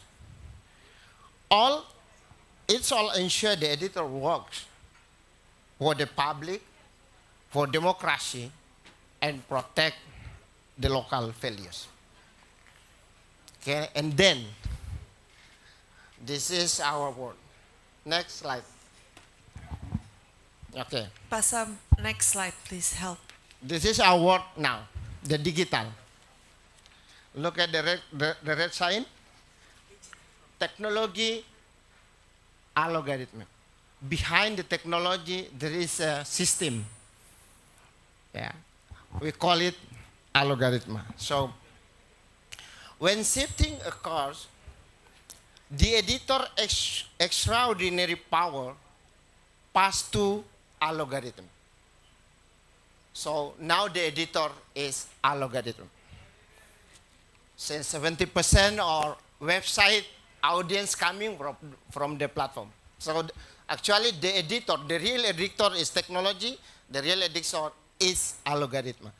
The algorithm determines what the public should see and forget. Just same the power with the editor does. The big problem is the algorithm works on a global scale for all ethnic groups and all religions. Global society through algorithm proceed the same direction, forming a unified global village. I discussed with with my friend in a global tech company. I introduced this perspective and he told me, leave algorithm to the user, to their behavior. Since you know, the user, the content, the raw material, it's a raw material for digital tech company. And it is free. That's Australian news bagian encoded. Ask, please pay. This is our raw material. You should pay. It's not free. Yeah, it's a gold. It's a gold mining, okay? But leave algorithm to user, to their behavior, and let algorithm work to provide content and news that are relevant to them, actually causes a big problem. It looks democratic since you have you hand over the power to user, not to the media. But here is at least two problems. One, what if there is human intervention in tech company to remote content? Who control them? This is happen.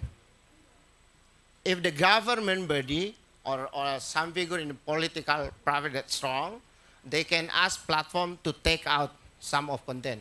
It's happened also in our world as a publisher. But it's all work in the backstage. Nobody responsible, nobody know. Okay. Second, what if the algorithm which work with the amount and the quality of engagement move in a direction that actually destroys society and civilization? Who control them? That's the point when the editor or when algorithm take over the power of human editors. Next. The controls is there, not here. So that's algorithm, then it's a human editors, okay? Next, please. Okay. Here is my big question at this forum. Who watch, who control the guys, the men behind algorithm? Since algorithm decide of what public would see and forgotten, who control them? Is Indonesia legislation, Indonesia president, Indonesia parliament, or should Malaysia parliament? Or should United States parliament? Who control these powerful guys? And who know them? Any of you know who is the man behind the algorithm? I want to state my important point. Okay.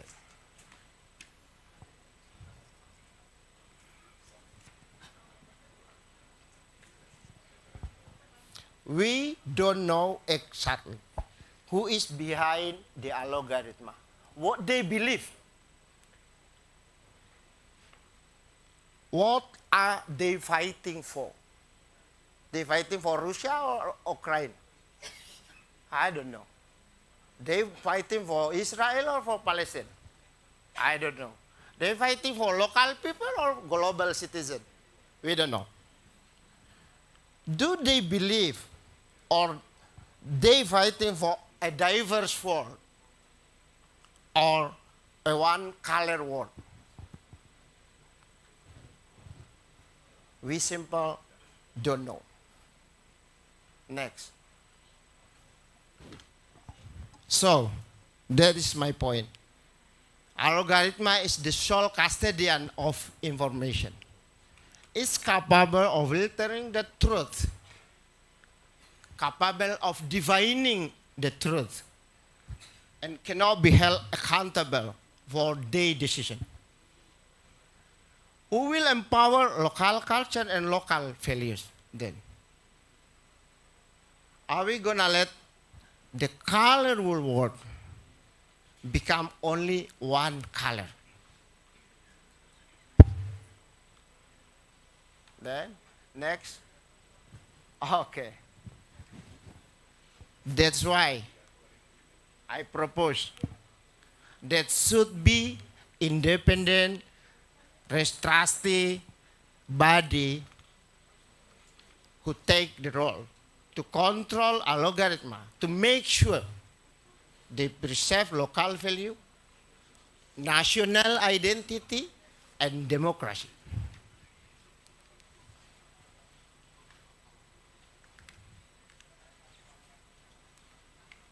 Because we want to pass on a diverse world to our future generation. And hopefully, the algorithm also work in the same direction. I close this presentation with, I think this is the famous quotation. Imagine the power of algorithm. And I think all of us remember the English historian named Lord Acton. Power tend to corrupt. Absolute power corrupt absolutely. Thank you. Thank you, Pak Dahlan, for your presentation in terms of making sure that the local value still be there with us, even though the AI taking so much. It's not about money at all. Yeah. Well, let's big applause to the speakers here first, and I want to check with the Pak Sam Oliver. Do we still have Professor Roth in the Zoom room? Yes. Pak Roth, Professor Roth, we are finished. We finished with the presentation now, and would like to open the session for comments and question answers. I hope you still with us and willing to take one or two questions from the floor here. And I would like to directly open the floor right now. If there is comment or questions from the floor right now, from the right side, middle side, the left side. Do we have hands up to raise questions? Okay, one from the left side. There is a lady, and then one from the right side. Can the technical officers help with the microphone, please, to make sure that the gentleman and the lady can connect with the audio in the Zoom room? Yes, please, Pak Sam, to the lady here. Ibu Santi, I believe. And then from Malaysia, please, Ibu Santi. Yes. Thank you for a very comprehensive presentations to all speakers. I have a question to our Australian fellows who are the speakers. Since the regulation or the code is to fight against monopoly, like should be an antitrust government agency who fights it instead of under the press council. But I'm just wondering, in Australia or whatever you found out when we were going to go for bargaining code, is there any where in the world that the press council regulates the body to fight against antitrust? Okay, I'm sure Professor Roth already take that question too. Next, our friend from Malaysia, please help. Thank you. Oh, Ibu Noni, thank you very much for your help. She is our journalist. Okay, my name is Chamen. I'm from Malaysian Press Institute. Press Institute. I've got a question for Nelson Yap. you mentioned that the Australian media earn about 200 million US dollar per year. AUD, Australian dollar, sorry. Australian dollar per year. And the things that I want to know, how actually do you distribute the amount among the 24 PIFA members? 200 million. You know? And also a question to Prof. Agos. I think you highlighted a very good idea in terms of ASEAN, how ASEAN collectively can negotiate with the technology big company. But do you have the legal framework to do that? For example, Australia has its own code, and Indonesia is, I think, progressing in advance to have that code. We in Malaysia is still, we don't have discussion about creating a code, but maybe after this seminar, we will suggest to the industry and the government as well, so that the code can be put in place and have legal standing, so that Malaysia with a population of 30 million people, Australia has about 26. So we are in the position to negotiate with Google, Facebook, TikTok, and the rest. And I think it is important that, according to Prof. Sims, that designation must be included in the code. Perhaps Prof. Rod Sim can reinforce the point so that we can take home whatever we can take, so that we can have the same maybe legal framework in Malaysia. Thank you very much. Thank you. Do we still have one from the middle table? No? Okay, for now. Professor Sims, we have questions raised to you. Yeah. Allow me first. One from Miss Santi. She asks you if there is an example or benchmark when a press council taking care of the anti-monopoly object. That's the first thing. And the second thing from our friend of Malaysia, wishing that you can emphasize how the legislation process, that he can also bring that home, learning from your experience as the regulator and the drafter of the bargaining code. Well, maybe 1 or 2 points related to that. Allow me to also address that the question also to Nelson Yap, also from Malaysia, about how to spending the money that you got. But do we have questions from the Zoom meeting? Friends from the Zoom meeting? Can Pak Sam show us? No? Nobody raise hand? Okay. Well, if there is later on, please inform us, Pak Sam. Thank you. So, Professor, time is yours, please. Okay, can you hear me all right now? Yes. Okay, so the Press Council in Australia does not have a role in the code, but and really there isn't much role for, well, there's role for two regulators in the code. Our media regulator, called the Australian Communications and Media Authority, it registers media organisations to be eligible to participate in the code, and then it chooses a panel of arbitrators who would arbitrate if called on to do so. The ACCC, the competition regulator, the equivalent in Indonesia is the KPPU, if I remember the initials well enough. We make sure that the companies, the Facebook and Google, comply with the terms of the code.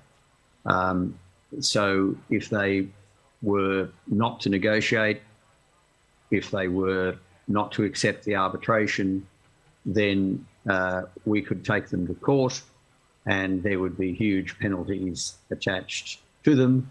And if they kept not doing it, the penalties would continue and they would ultimately be in contempt of court.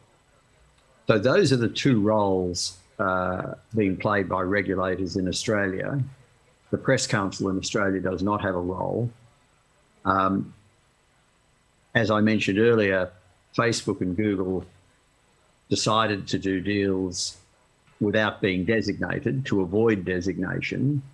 So none of those provisions were ever needed, but the objective was achieved in the sense that deals were done, and the only objective of the code was that deals were done between Google and Facebook on the one hand and media businesses on the other. Now, in terms of the second question about how was the money distributed, it was negotiated by each media company or groups of media companies. So we have 4 large media companies in Australia: the Australian Broadcasting Commission, what's called Nine, another organisation that's called Seven, and then we have News Limited, owned by Rupert Murdoch. So we have 4 main media companies. We have a whole lot of other media companies, some doing regional media, some doing multicultural media, as we talked about earlier, and then The Guardian, and a massive range of small media companies. They all did their own, either they negotiated individually or they negotiated separately, and the money they got came out of those negotiations. So there was never a question of government intervening in determining the amounts or distributing the money. It was up to individual negotiations. If Google and Facebook had not negotiated, they would have been designated under the code, and again, the money would have been determined by negotiation, or if that failed, arbitration by arbitrators who determine how much the Australian Broadcasting Commission got, how much Nine got, how much Murdoch, the News Limited got, and so on. So this was the whole purpose of the code, was to facilitate equal bargaining between Google and Facebook and the news media businesses, and that equal bargaining was brought about by ultimately the right to go to arbitration to get an arbitrated outcome if deals couldn't be negotiated. So it's all about individual deals, not government intervention. I hope that answers at least the main questions, but happy to elaborate if I haven't dealt with everything there. Thank you. Thank you, Professor. So the question been answered already. Next, Nelson, do you? Yes, just regarding that, absolutely. As Rod said, Professor Sim said, the $200 million is a total of all the different amounts that the different media companies, over $200 million, sorry, is a total of all the different companies that have negotiated, or what we believe to be. So in terms of our 24, we can't reveal how much we got because we signed an NDA. And so did the other media companies too. So the $200 million figure is more sort of from what public records suggest. So, but absolutely, it has made a huge difference. I actually said this last night to Chelsea, that, you know, before our industry in Australia was losing journalists. Newsrooms were closing, where we're not having enough, businesses could not employ journalists. But what we've seen now from this $200 million that we have gained for the publishers is that now journalists, we actually don't have enough to employ. There's huge demand for journalists now in our country. So that's created a thriving, media industry again, or sort of helped create that thriving media industry again. And for individual 24 publishers, it means smaller communities, publishers publish, on science, climate change, women's agenda, NGO, all these publications now can focus on the topics that are sometimes not covered by mainstream media. And yeah, and I want to emphasize again, I think the importance of sticking together, regardless of our differences, whether you're from a left, center, or right-leaning newspaper, or the borders, between Indonesia, Malaysia, etc. It's very important that we all stick together because we can achieve a lot more. Particularly Indonesia is the third largest democracy in the world. If Indonesia can achieve this, it will be tremendous, I think, step forward for everyone, for the global community, to see that the world's third largest democracy has passed a law to sustain and help its news businesses. Thank you. Thank you. Very kind word. Pak Agus, Dr. Agus, please. Yeah. When we meet with colleagues from UK, AU, and also from Australia, they always talk about the need of networking, the need of work together, dealing with the giant global digital platform. So, and we already discussed this idea with a friend from Cambodia and also from another country when CIG have a general meeting in Bali last year. So, and of course we can share our draft for you. And I think Indonesia and Malaysia is a unique entity in this thing because we have quite similar language. I think we need, for example, the idea to set up a search engine in Bahasa Melayu like that. So we have unique relation, and I think if we can work together in this context, how to build fair, balanced, and transparent economy, technology, and news relation between publisher and the giant global digital platform is very important. So, because the Google, Facebook is the giant one, the giant. So I think it's also a story, experience from Europe when Spain and also France try to negotiate with Google, Facebook. They also have similar problem. So I think we need to mainstreaming the idea of bargaining code, publisher right, Digital Economy Act, Digital Business Act, that's still ongoing process in EU now. So what we call in Indonesia is try the domestication of digital platform. How the government in national entity try to create some regulation, new regulation, to domestify, to regulate the digitalization, transformation digital in every single country. So I think because we need more information, we need more discussion about it. I think the idea to establish the caucus or lion of media association across country in ASEAN region is, I think, very contextual and very important. And hopefully we will meet again in this kind of discussion, in this kind of meeting to try to realize this idea. Thank you. Thank you, Pak Agus, to respond to the questions. Do we still have question from the Zoom room? Pak Asif? No? Okay. So Our friends from Malaysia, Timor-Leste, Myanmar, Cambodia, and Thailand, maybe if you wish to have a more intense discussion, probably we can have 101 later on. But for now, I will open again if in the room there will be another questions by the floor. One.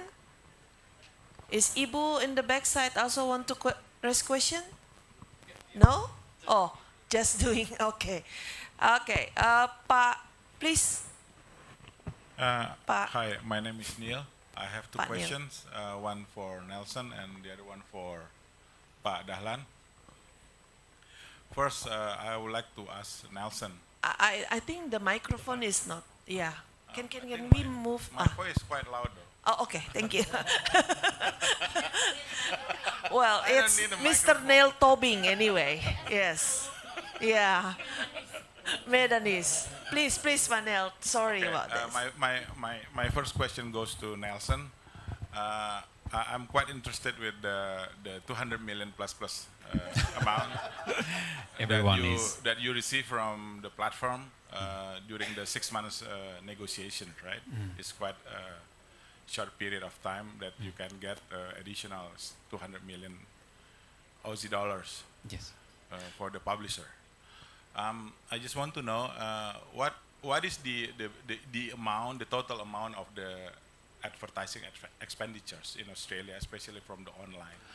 Because as Pa Agus mentioned earlier, that here in Indonesia, the revenue sharing ratio is 70%, 70 to 30%. So using that formula, whether that formula also applies to get the 200 million Aussie dollars additional revenue. Okay, and to Pak Dahlan Dahi,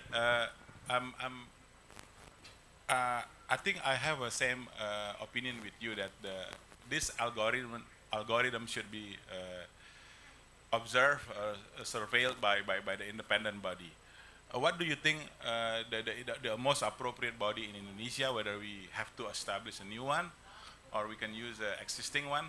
Because what I know from the draft submitted by the Cominfo, that I think Santi mentioned earlier that it will be regulated under the Press Council, whether Dewan Pers, I believe, has no authority to regulate a business issues of the publishers. Thank you. Hi. I in terms of revenue, digital advertising revenue that the digital platforms make in Australia, I just quickly Googled, and Google makes about, I think last year was, up until May 2022 was 1.4 billion Australian dollars, and Facebook was 1 billion Australian dollars. So I am not aware of the sort of digital advertising revenue sharing that is in Australia. I'm not sure how that goes. But in terms of the $200 million that all of the publishers, we all secured across Australia, that is, it comes down to individual negotiations. So it's very difficult to say what each individual publisher or group of publishers, how they negotiated with them to arrive at whatever amount that they did. Obviously, Google and Facebook have their own formula on what they think each publisher should get, and then the publisher would then say, well, actually I disagree or I agree, and then you go back and forth. And so, but there is no specific model, and I suppose if the code is introduced in Indonesia, that's something that the publishers would have to arrive together and formulate something, whether they base it on their company revenue, journalists that they employ, or their website traffic. That's something that they have to work out themselves. But obviously, again, Google and Facebook will have something different to say about that. Could I just add something? Is that possible? Yes, of course. Please, Professor.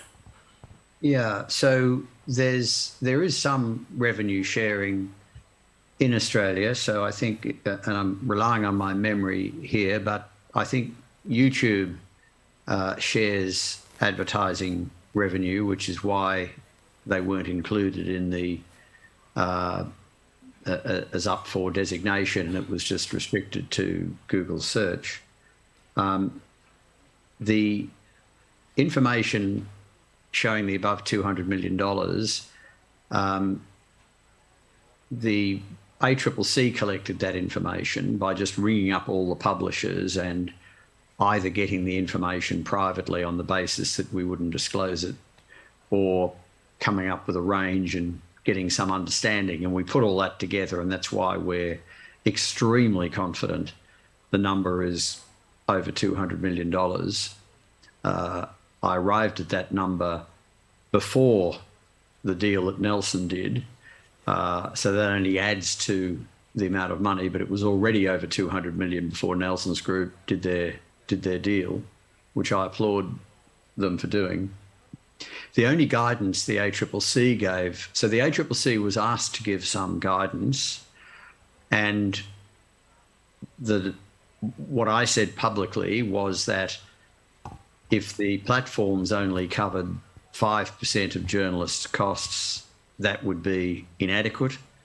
If they covered 50% of journalists' costs, that may be a bit excessive. In the end, the amounts paid were roughly 25% of the costs of employing journalism. So the over $200 million basically covers about 25% of the full costs of employing the journalists who provide the news. Now, that is very rough. It was made up by the ACCC, but at least it was some guidance that was provided, and it turns out that's where the deals largely landed. So I think that guidance was taken account of in coming up with the over $200 million. In everything we knew, with all the information we had, and we had more information than anybody else, we felt $200 million was about the right number. In fact, we exceeded that, and we felt 20 to 25% of the cost of journalism was about right, and we got at the upper end of that 25%. So that was as much science as there was, trying to give as much guidance as we could. So it wasn't so much a percent of revenue, because of course they're getting revenue from a whole lot of sources in a whole lot of different ways. And the amounts that Nelson mentioned were, total advertising across all their platforms, and revenue they get from sponsoring searches and a whole range of other things. So it's tricky to do it that way, but about, as I say, the reference point is about 25% of the cost of the full cost of employing the journalists in each of your organisations. Thanks. Can I just quickly add Of course, to that? of course. Yes, Please, Nelson. Professor Sim's absolutely right. His figure was 200 million was before when our 24 publishers secured our agreement, which, by the way, is thanks to Rod Sims. So thank you very much, Rod. And also the Mindaru Foundation, who helped represent us. So absolutely, it's that $200 million figure was before we signed our deal. So that's a very conservative. You can pretty much say that it was over $200 million worth of deals have been signed. That's per year, by the way. So that's a massive investment for Australian news media companies and in public journalism. Pak Dahlan, please. Yeah, okay. Thank you, Pak Neil. So it's been a tough question, Pak. So look, Pak, look. The digital world impacting our traditional media in the last 20 years, Pak. So actually the digital technology works in our field without regulation. After 20 years, then we realize we should regulate it. So you can imagine that something bigger than us that should be regulated. So it should be tough. Okay, that's the one point back. Second, I don't know. No, neither. Is it in our, when the discussion about News Australia bargaining court is happening? Do you consider the TikTok as a big player? So when we discuss about this topic, I think we discuss about Google role and Facebook role. But actually, there is in the last 1 year there is a big player also coming. This is TikTok, which for me this is important. If you deal with Facebook, Google, and Amazon, and you deal with American culture, but when you deal with TikTok, you deal with the Chinese culture, which is completely different. So I think Indonesia should introduce these one items into consideration when we discuss about publisher rights. Yeah. So, Pak, what kind of body should be control the algorithm? Okay. I think Pak Usman made the very, very good point. Yeah, I think Bu Santi work in this publisher right. So first, media freedom is priceless for us. Clear, yeah. So how the regulation put their position in these big issues? So the regulation is about economic aspect, not media. I think I agree with that. And regulation is about a platform, not for the media industry. It's okay. It's good, Pak. So how about we give another power to Dewan Pers, yeah, to control this regulation? Since actually, I believe code ethic or our journalist ethics, it is actually ensure the role of journalists to serve the public. That means that if we can use the journalist ethic as the foundation of journalism works, then we can make sure that we preserve the local culture. So the role of Dewan Pers is actually based on the journalist code. That's my point. But I understand, but this is a massive topic, yeah. But thank you very much. Yeah, thank you, Pak Dahlan.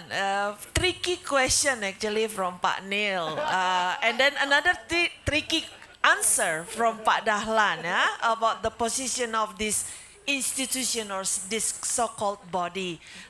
It's become a very hot topic to be discussed next, and perhaps this will be also part of the moving forward of the advocacy leading by all these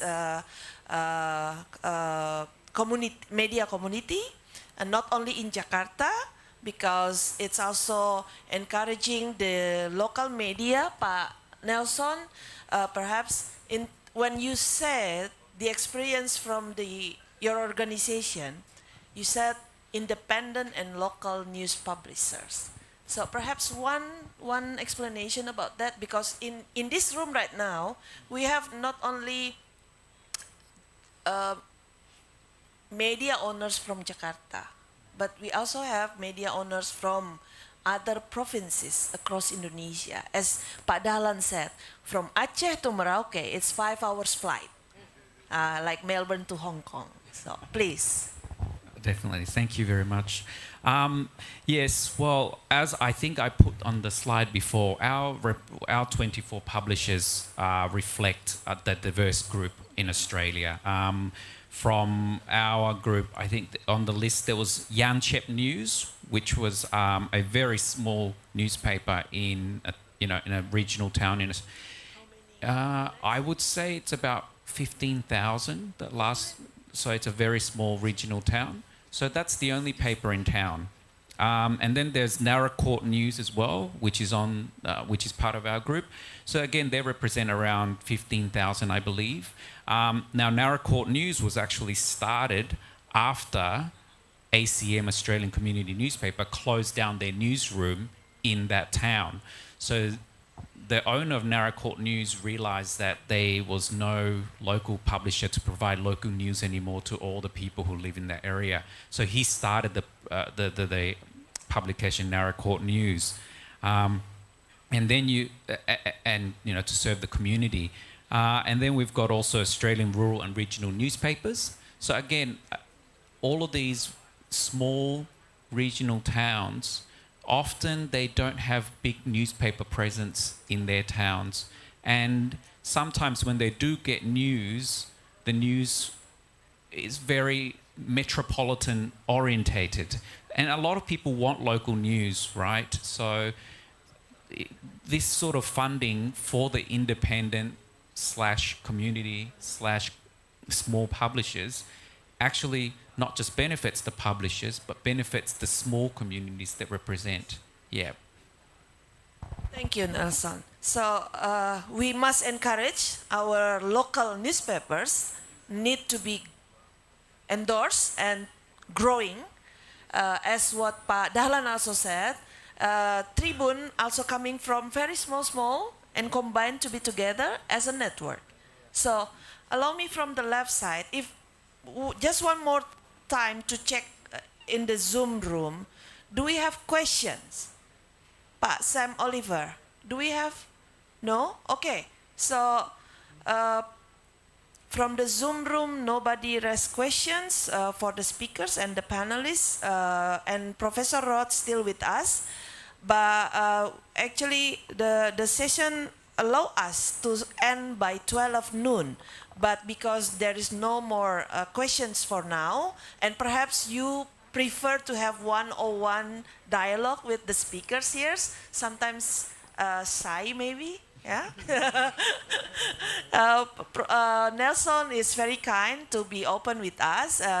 We may continue one-on-one dialogue after the session finish. So allow me to invite for closing statements, Professor Sims, will you start your closing statements before we end the seminar this afternoon? And we'll follow with the other panelists. Time is yours, please. Thank you very much. Well, I'm going to echo a bit of what Nelson has said and make the point that it would be wonderful if Indonesia were to have an effective legislation in place to allow payments to media organisations. The second point is that Nelson's organisation was an extraordinary coming together of a lot of newspapers that weren't otherwise affiliated, and that was terrific. But we also had collective bargaining by Country Press Australia. That was an existing newspaper group, so it already had people involved. It had its own few full-time employees, and so they could readily bargain on their behalf. But as Nelson just indicated, many of these in his group and also in Country Press Australia were extremely small. So when you have small media companies, it really is very important that they come together, whether they come together through existing organisations or whether there's government funding to help them to come together. In Nelson's case, it was the Minderoo Foundation, a philanthropic foundation, which was terrific for them to do that. But unless there's an existing media organisation to do the negotiations, then there needs to be some assistance to allow people to be employed to negotiate on their behalf. Finally, in relation to TikTok and Apple News, the ACCC did the work to present the need for the code from 2018 to early 2019. At that time, it was really Google and Facebook that were dominant. In Australia, at least, it's only later that TikTok has become relevant, and of course Apple News as well. So if we were doing the study now, I dare say TikTok and Apple News would be included. I think when the government gets around to reconsidering the code, as I say, it's a new government, has not even been in power for a year now, got many priorities. I suspect when the code is looked at, it will be extended to other companies beyond Google and Facebook. But the key issue, as Nelson has said, and I want to emphasize, is media coming together to call for the code, to call for negotiation, arbitration, to call for the fact that if you do a deal with one company, you do a deal with the lot. The Australian legislation is there to be copied. The Canadians are largely copying it. So the framework is in place, but all media need to come together to call for it. Now, I think from what was said earlier, that's happening. It'd be good to understand more about exactly what's happening, but it sounds like, given what was stated earlier, that you are on track to have legislation put in place. I really hope that's the case, because it will help journalism in Indonesia, help Indonesian democracy, and set a great benchmark for the world. Indonesia is a much larger country than Australia. If Indonesia can do it as well, I think Canada's going to do it. We really then have momentum for this to happen all around the world. So I wish everybody all the best in bringing about legislation to make sure that media is sustained in Indonesia. Thank you. Thank you, And thank you for the Professor. Big invitation. applause to you. Very encouraging word and a kind word towards the Indonesian advocacy team to continue working on the advocacy to have the press regulation. I mean the bargaining code version of the Indonesian version to be happen soon. So very good time for you, Professor, and enjoy your holiday. Really thankful for your time with us. But I think we can let you go now for you to continue your holiday with your family. Thank you very much and have a good evening there in New Zealand. Bye-bye. Thank you very much. Yes. Thank you. All the best. Yes, thank you. Dr. Agus Sudibyo, allow me to use this opportunity that Professor Rod Sims just mentioned all the best with the work that you have done with your colleagues. But let's say that probably the lesson learned from the Australian, as mentioned by Nelson and Professor Sims, that perhaps it still become the best moment, the best time for Indonesian to encourage and pushing forward the advocacy, not only with the government side, the minister side, but to make sure how the community come together. So your closing statement on this probably. Thank you. I think it's depend Pak Nil, Mbak Santi, and Pak Dahlan. Let me speak in bahasa Indonesia because mayoritas ini audiennya berbahasa Indonesia, jadi saya ingin di akhir ini ngomong bahasa Indonesia. Jadi pada teman-teman pers, pengelola media semuanya, jadi tidak lama lagi insya Allah kalau Bang Nil mengizinkan, kita ini sudah punya regulasi yang mengatur negosiasi antara media massa Indonesia dengan platform global, Google, Facebook, dan lain-lain. Insya Allah ini tidak lama lagi. Ini saya dapat kabar dari ring 1,5 ini, dari istana. Iya, ring 1-nya Bang Nil soalnya, gitu. Jadi yang paling penting sekarang, Bapak Ibu pengelola media, adalah kita harus mulai belajar bernegosiasi dengan Google dan Facebook. Harus mulai belajar. Kalau kita tidak bisa bernegosiasi, nanti ada regulasinya tapi kita nggak bisa menggunakannya. Gitu. Harus mulai sekarang bernegosiasi dengan Google dan Facebook. Teknologinya bagaimana, cara negosiasinya bagaimana, dan seterusnya. Kita harus belajar.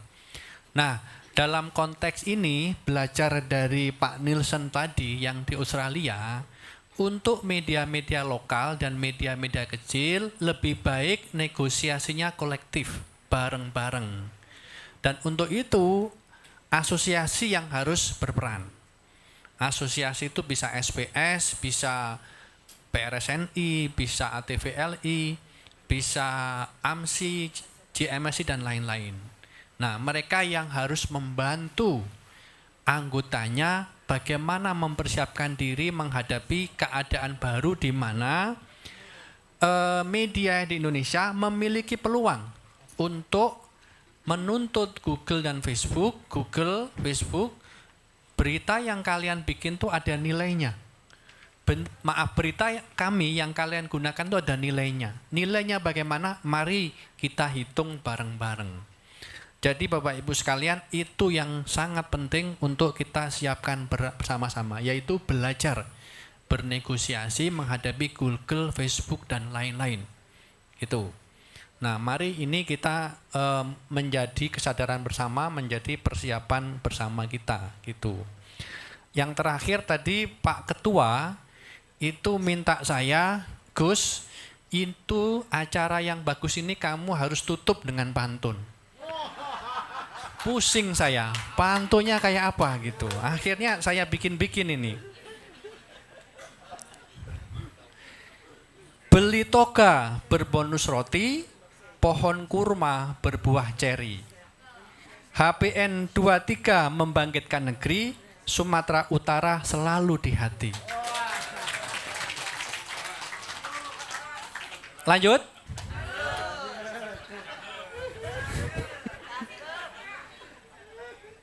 Di kota Medan kita beli tasbih. Cukup sekian, terima kasih.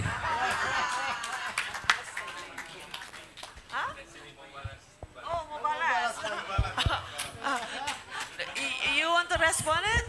Oh, our friend from Malaysia. Ini lokal perspektif. Oh, from Ya. Sabah. Ya, nama saya Lee Chong dari Sabah, Pulau Borneo. Nah, kita berjiran dengan Nusantara di Kalimantan.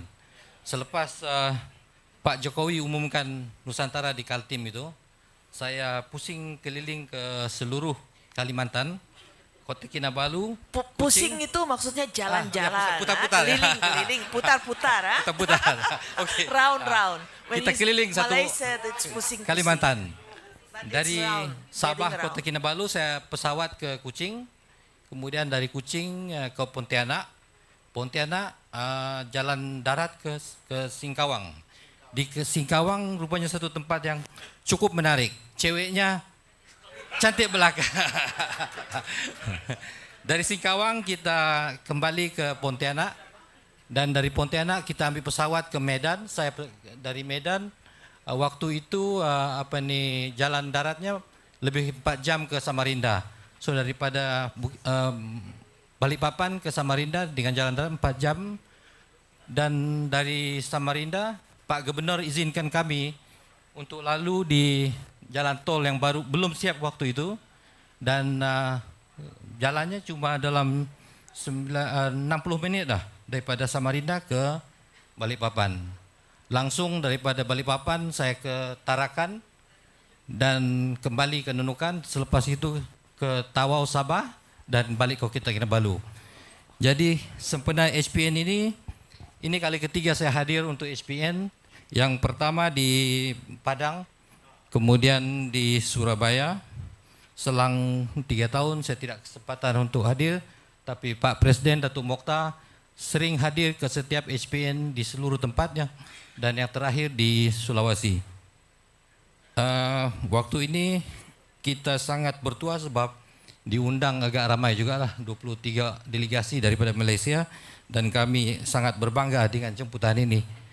Jadi Pak Atal berucap tadi dengan pantun, kemudian penutup dengan pantun. Saya tergerak juga untuk mengucap terima kasih dengan pantun spontan yang kita hasilkan inilah.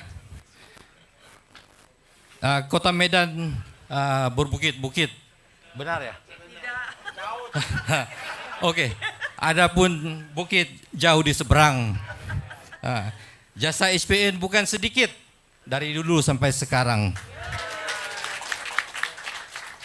Tadi pagi kami breakfast, kebetulan saya makan ubi dan juga pisang lah. Bila nampak pisang itu saya teringat satu pantun Melayu. pisang emas bawa belayar, masak sebiji di atas peti.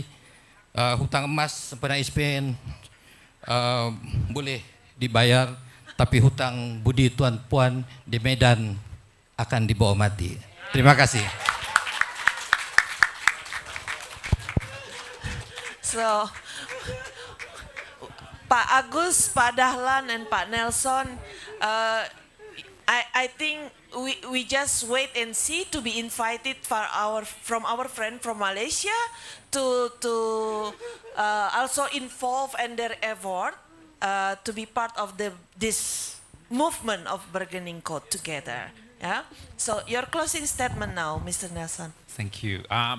Thank you very much for inviting me to this conference. I'm very honored.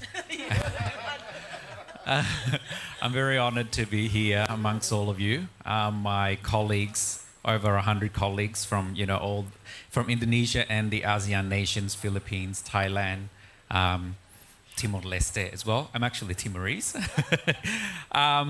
So I just want to emphasize again just how important it is for all of us to come together, because as I said, our group of 24 is a representative of what strength looks like when you all come together.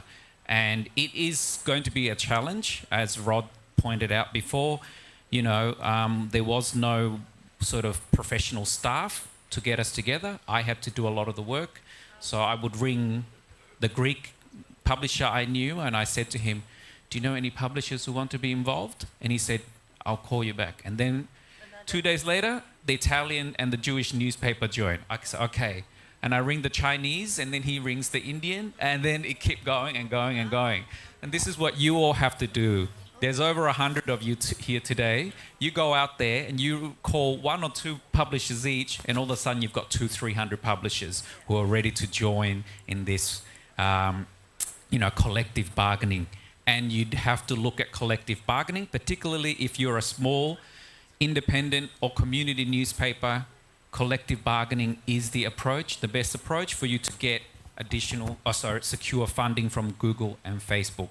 And we haven't been approached in Australia yet for the caucus. If you ever thought about it, if you ever create it, I'm sure the Australian associations like ours would participate in the caucus and share our experience negotiating with Google and Facebook, because the best thing I think for not just Australia, not just Indonesia, it would be great if Indonesia passes it, is to see our friends, neighbors and colleagues in Malaysia, in Philippines, in Thailand, Vietnam, all the Timor-Leste, all the countries in ASEAN pass similar legislation, because it's time that media and public interest journalism is supported. Thank you.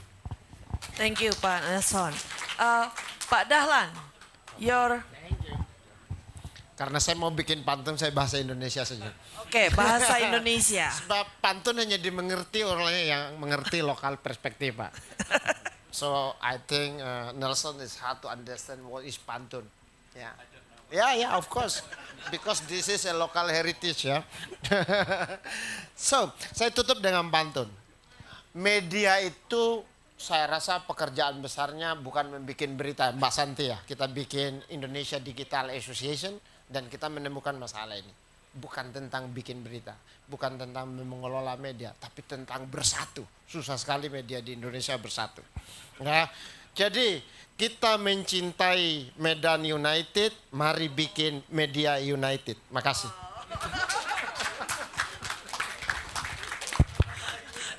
Too quick, too short. I haven't get my drink yet.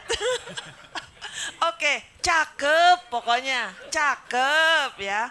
So, thank you Pak Dahlan Dahi, Pak Nelson Yap, Pak Agus Sudibyo, and also Pak Rod Sims right now in New Zealand, for all your times and valuable knowledge to be shared with us during the National Press Day celebration today. And of course, we also grateful for your presence here in the room together with us from the beginning up to the end right now. And just to make one short statement to close this, the topic of digital disruption and sustainable media ecosystem governance propose not only for the current situation, but it will be moving forward together, and there is a proposal from all the speakers and even from the floor, coming from all of you, that we must come together, and not only in Jakarta, but also across Aceh until Merauke, and we cross the border because we are global village anyway. Our friends from Thailand, our friends from Malaysia, our friends from Philippines and Timor-Leste and also Myanmar, they also having similar problem, and we map that problem. And the only thing that we can move forward with, the obstacle right now what we have is when we propose to have what Pak Dahlan said before, just now, a united between us. So allow me to close this with the testament. Thank you very much for all your attention, and my apology if there is a mistake in leading and chairing this seminar. I thank you. I give back to the MC. Do we have something proposed? No? Yes, please. Thank you, Mr. Chelsea. Ladies and gentlemen, now we would like to go to the next agenda. It is the token appreciation, and the token appreciation will be presented by the organizing committee by Mrs. Helena Rea from BBC Media Action to the distinguished speakers at the session. Would you please come forward?